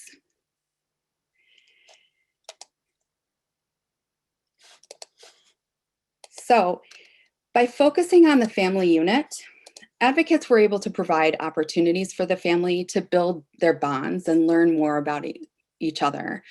Being curious about the family member's interests and basing activities on those interests provided space for some survivors to have fun and partner with their kids. So while I haven't talked a whole lot about my own background, my interest in doing research and evaluation is really around parenting within the context of intimate partner violence, how survivors navigate systems, but also how survivors, both adult and child survivors, play a role in helping each other heal and how they are able to quickly repair bonds that sometimes are damaged due to the abuse that they've experienced. And so seeing an intervention where they're able to provide this opportunity has been really amazing to me. And you can see in this quote, the survivor is talking about how the advocate brought some games that the youth was interested in. And they started playing with their child and they learned how smart that child is and how quickly they're learning, which is really exciting. And, you know, for me, I mean, anecdotally, as a parent of 8-year-olds, it's exciting to see when my kids learn something new and so to read somebody else about somebody else doing this is really great. If you can go to the next slide, please. So for this survivor, physical safety of their kids was at the forefront of their mind, right? And we see this over and over again. And this is something that came up when working with their advocate. And in this quote, they mentioned how their advocate made some suggestions on how they might be able to meet those safety concerns. And talking to the advocate and having their support really helped the survivor feel like they weren't alone in the experience. They weren't the only one who was dealing with this. And that they had somebody who understood what they were trying to do. You know, so she says, she made me feel like I was not alone and that she understand what my feelings were toward leaving my kids and them walking to school. So that made me feel like she understood what I was trying to do. And how powerful is that for a survivor to be able to say that about their advocate? Next slide, please. So I know that I keep on talking about the flexible part of this intervention, and we've talked about this so many times today. And now I want to talk about the physical flexibility of it. So outside of the flexible funds, but what advocates were able to do when meeting survivors and families where they needed to be met.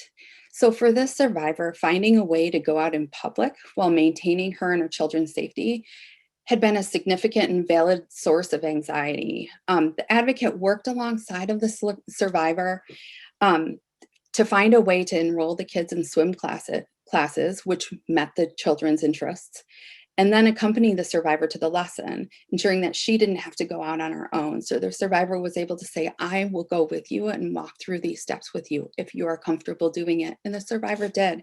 And she was able to see find ways to be able to do it comfortably and see that it's a way to move through her community safely.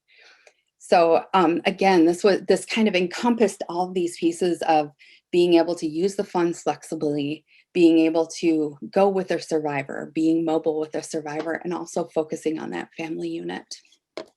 Next slide, please. So I want to end this presentation highlighting some of the creative work that the advocates were able to do with the families. And oh my gosh, being able to read about this and talk to Susan and Ginny and the advocates about all of these things. I mean, I think every time we look at this, it's just like, this makes us, it's so exciting to see what the advocates were able to do. Obviously, there are a lot of other things that they did, but I wanted to be able to highlight this creative piece of it, where, you know, New Beginnings came to this project with an understanding that providing a space for families to have fun together and to hone the youth interests, this can lead to some deeper healing. And the advocates really took this to heart, and they just saw so many opportunities to make this happen. And so if you look at these, you know, there's the list. So that what the advocates would do at the end of their time working with families, they would plan a particular event to mark the end of it. Obviously, that looked a little bit different starting March of last year, but there were still some really meaningful things that they were able to do to mark the end of it. So a couple of things that I just wanted to highlight that I just thought were so amazing when I was reading about it. Up in the right corner, the advocate planned a 5K to do a 5K with the survivor and their kids. And one thing that the survivor said was, you know, my kid, they're a little bit older, but they're going to struggle. And they secured a stroller for an older child for a 5K, and they did it together as a unit. And it was another way, you know, for the family to bond, but also the advocate to bond with the survivor. The other one, right in the middle, the two in the middle, that contributed to a fund for a youth to travel on a language learning school trip in Japan. This happened early on. And this youth, you know, they had classmates who were going and they were interested in learning Japanese, and the advocate worked really hard to, you know, some of the flexible funding was used, but then also securing additional funding for this youth to be able to go, and they were able to take the trip. And then also securing language classes for the youth in the survivor's primary language, which was so meaningful to the survivor. And I have many quotes related to this. And like I said, I'm doing a lot more analysis right now with my team. So if we can go to the next slide. And I know I went through this very quickly, and you can see my email at the bottom of the screen. So if you have any questions and you want to learn more about this, by all means, please email me. And I just want to end this with thanking the survivors and their families for participating in the program, sharing their stories with us, our advocates, to New Beginnings, and as well as my research team at Michigan State, who sat with survivors and listened to their stories, and who have thoughtfully been doing their data collection. And finally, Gates Foundation for really, you know, taking another chance on a new program, and supporting all of the multiple pirouettes we had to make to meet the needs of families and meet the needs of being able to do this evaluation. So thank you so much. And thank you so much, Katie. That was absolutely amazing. It made my heart totally sing. And it took me back to the very first sessions or so years of our pilot project, when there were a few funders that said, what? Flexible money for children's birthday parties, for kids stuff? Ah! And just being able to make the case of the trauma impacts that children experience. And when you've got both abuse as well as homelessness and housing instability, and that sense of normalcy of trying to restore some of that to children, because we're trying to stop the intergenerational cycle of violence and abuse. And you know what? If a kid's birthday party is going to contribute to that, why not? So that's my indignant little message while we're welcoming our panel back. As we're welcoming, I just want to thank Mackenzie for doing such a great job of putting stuff in the chat box, links to our webpage, and Judy for working the chat box so diligently to see who might have questions for this round. And I also want to take a minute to, when you can see it, hold up the award.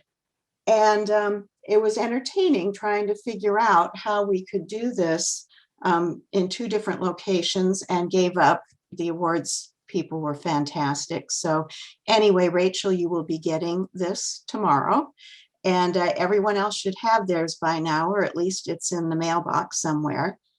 And so now for the questions.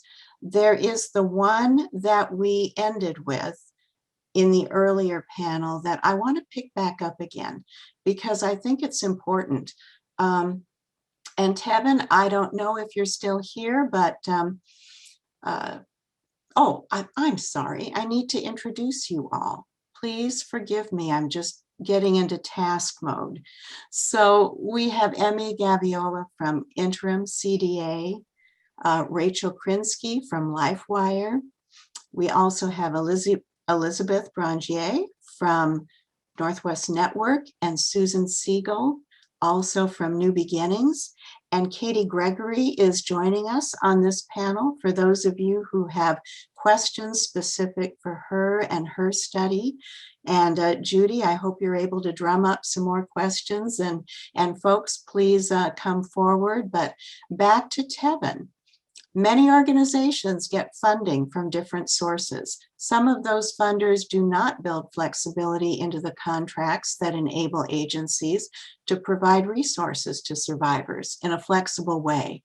Have you had any success in advocating for greater flexibility with your organization's other donors and funders? Who would like to start on that one? I can go, Linda. Thank you. Okay. Yeah, for our agency, we were fortunate that we were able to successfully advocate after receiving the DVHF funding.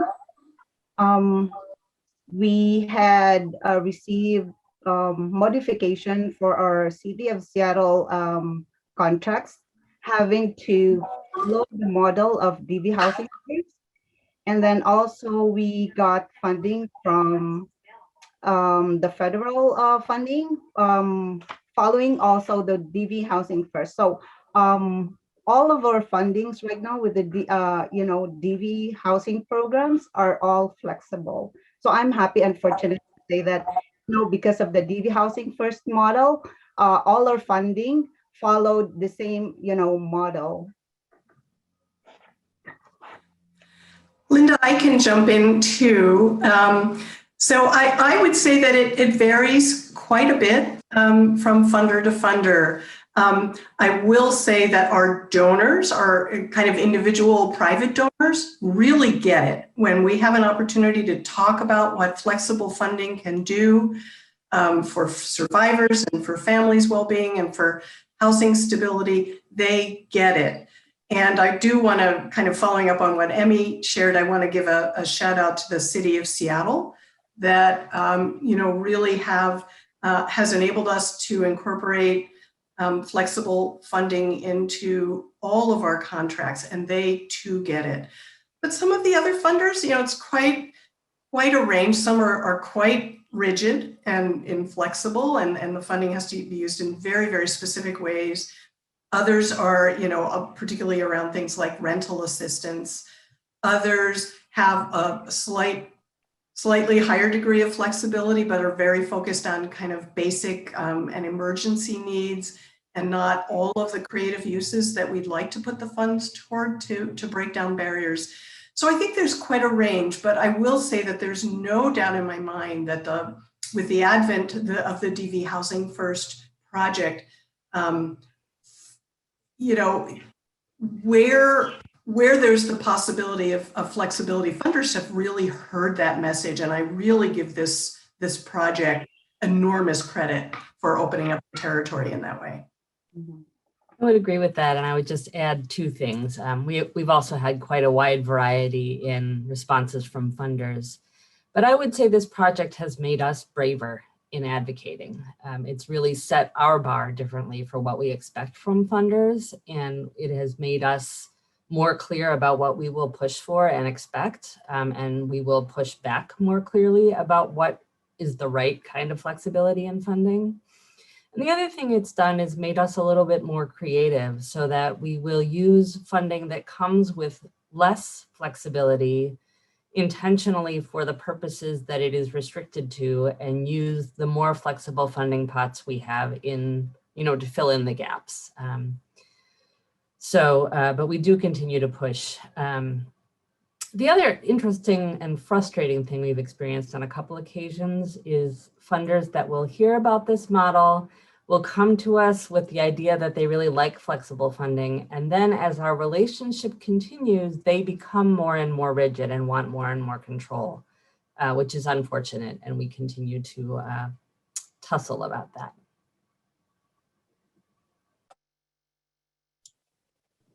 Yeah, we as a network have also had similar experiences. Thanks for the point, Rachel, about using rigid assistance where it can go and using flexible assistance where that can go. And so we're oftentimes just strategizing with participants the best we can to meet flexible needs with flexible funds and to meet more rigid needs around the general, what people think domestic violence survivors need, and put money that's not flexible toward those things, and then put money that is flexible toward creative things that we come up with in advocacy. So we've also had a very similar experience to the other orgs here. Yeah, just adding to that a little bit, I know that there are moves on the federal level in terms of some of the funding that is rolling out right now. An amazing organization called Free From is talking about giving money to those who have experienced abuse and trying to make the case, and I think a number of us are joining together with them to make the case of the history that this is a good investment, and it confirms to survivors and really to people who need this, that they are trusted, that they are worthy, that they are in a place where it would make a huge difference in their life. And I realize that it starts for many organizations at the federal government level, and the restrictions, which of course trickles down to expectations on the state level, and trying to do that, that public advocacy. We're all taxpayers. And without doing anything political advocacy, but basically saying we can encourage and talk to our community members about the people who are elected and the voices that they are bringing forward. It's your message, your money, and there's no reason why it can't be just as flexible at the federal and state levels. And there's a lot I think we can do about that. So are there any questions popping up? Judy, did you drum up any business out there?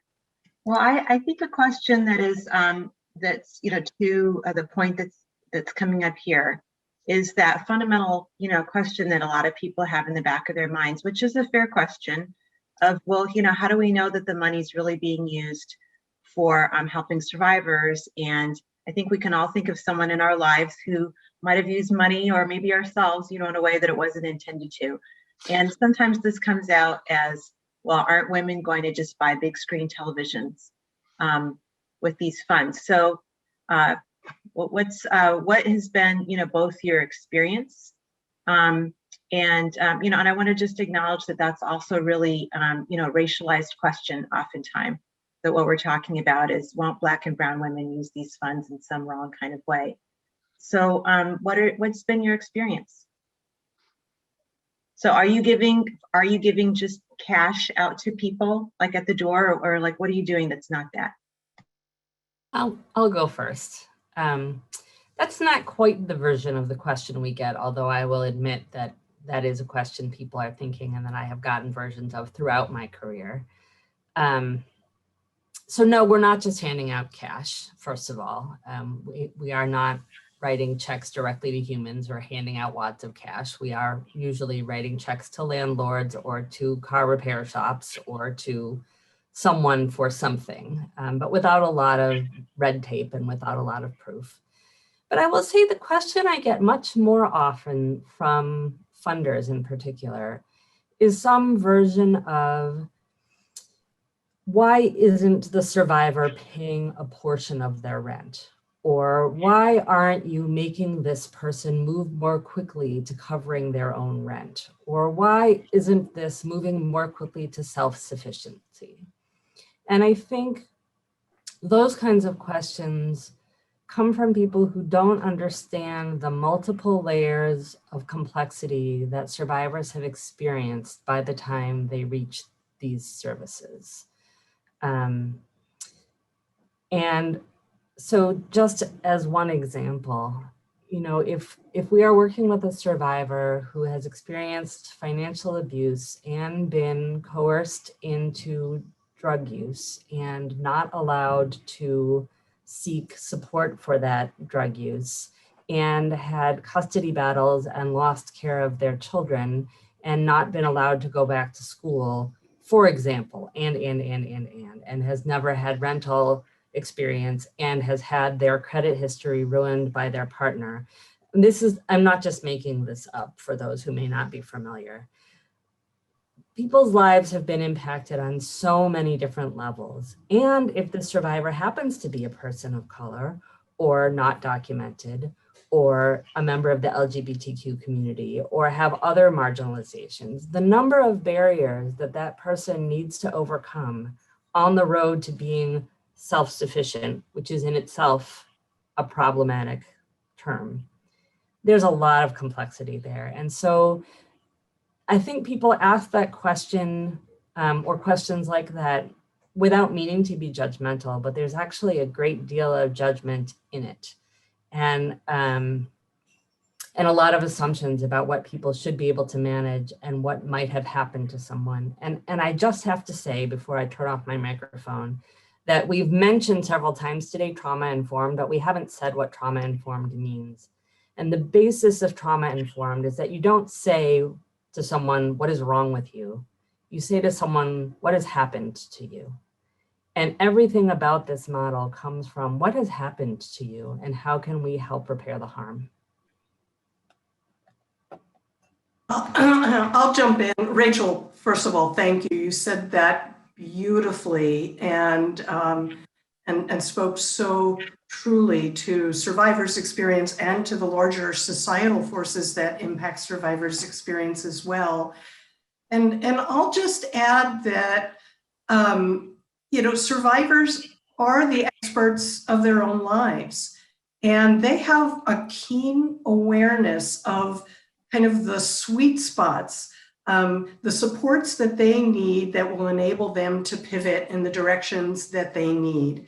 And in fact, there's some really great research from philanthropic projects that literally have given cash to folks in need that really indicate exactly the same thing, that people have an understanding of what will shift their circumstances and are actually quite judicious in, you know, in applying that concept of assistance to what's most needed. And I can't emphasize that enough.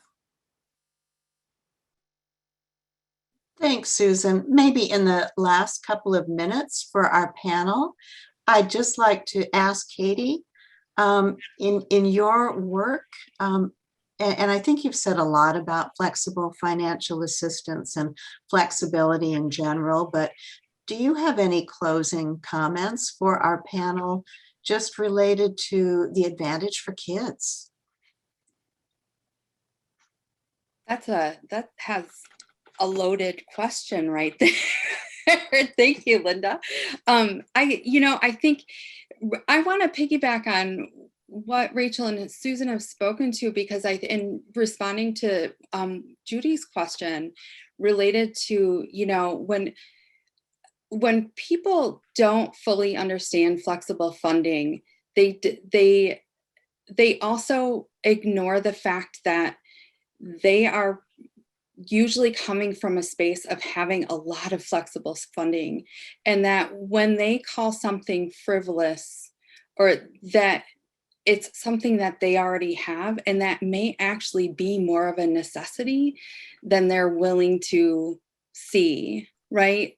That while they may think that having a TV is frivolous, it may actually be something really useful for a parent to be able, I mean, I like right here, I'm a good example of using a screen to help parent so that I can do things like this, and so I can do other things. And so I think, you know, having the flexible funding is such a key piece of being able to help people get to a space of getting back to some sense of normalcy, getting to some sense of being able to do things outside of surviving, but moving to a space of thriving.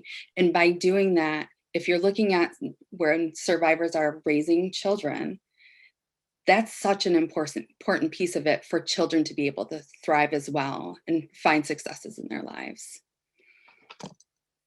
Thank you, Katie. Yeah.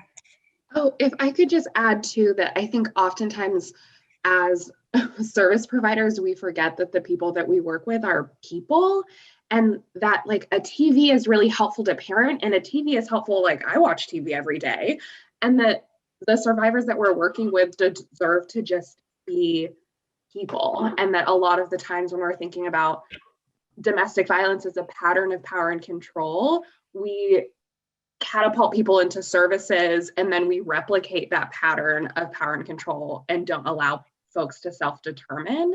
And that if you think a TV is, if you want a TV and you have funds to put toward a TV, get a TV and like watch all the Netflix you can. But that's a really important option, that the most important thing for survivors is to have options, and that it's so important for us as providers to allow folks to have that and to access all of their agency, including not just in surviving, but when we're talking about thriving, we're talking about pleasure and just the ability to make decisions for yourself and to relax and to access the things that we all want to access.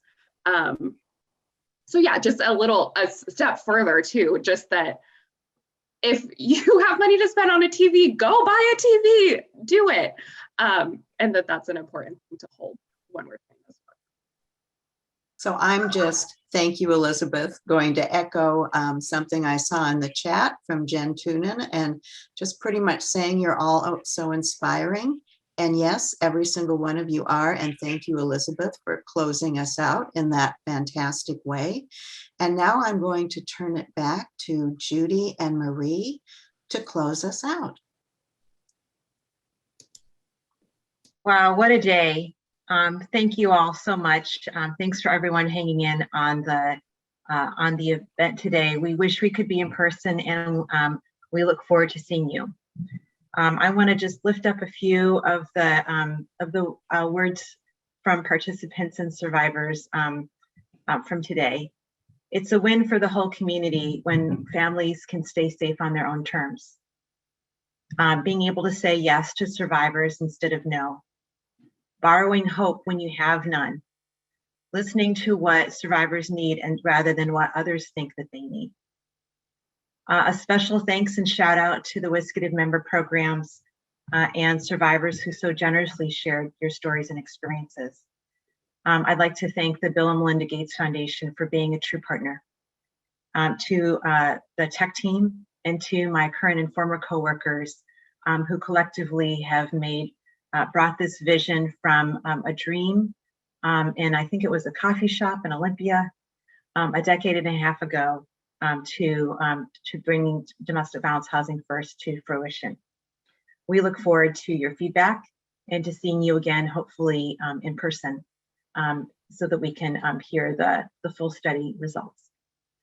Marie? Thank you, Judy. It's been a joy to see and hear from so many current and new friends today. I am full to the brim with emotions from the powerful stories we've heard. With gratitude, first and foremost. I'm humbled and grateful for all of the personal acknowledgement directed at my role in this work. But in my view, the success of this work owes nothing to me or to my institution. As a field, institutional philanthropy can be seen as a form of reparations for the inequitable structures that facilitate accumulation of wealth among a disproportionate few. The role of philanthropy in the work we've heard about, not just Gates, but philanthropy from multiple sources, is an example of the potentially catalytic roles that philanthropy is privileged to play. Without the same structures for public accountability that our communities rightly demand of our government funding peers, philanthropy has to work to create our own accountability structures. And we're granted more flexibility in how our resources are allocated. We therefore have an opportunity to pass that flexibility along to our partners. And as we've seen in this work, the modest, flexible financial resources available to survivors has had significant impact on their success. The inspiring creativity of the DV advocates and their agencies in deploying those flexible resources has in turn contributed to a deepening evidence base that domestic violence housing first works. As a result, and as we've heard, some public funders regionally and across the country have already found creative ways to increase the flexibility of resources they have available for DV survivors. That is a powerful example of the catalytic impact of these agencies, and we still have so much more to learn. We look forward to hosting another gathering next year to learn the final results of the DV Housing First demonstration evaluation. And in the meantime, as others have mentioned, there's a wealth of information about all of this work on the WYSCADIV website. The work we've learned about today gives me hope for our world. In centering DV survivor strengths, hopes, dreams, relational health, and connections to community, this work is contributing to the reimagining of a more just future. Many, many thanks to all of our presenters today, and to all the guests who joined us to celebrate this important work. And of course, our biggest thanks to the agencies, their advocates, and their survivors, without whose tireless work none of this would be possible. Thank you, thank you, thank you, and have a fabulous day, everyone. Bye.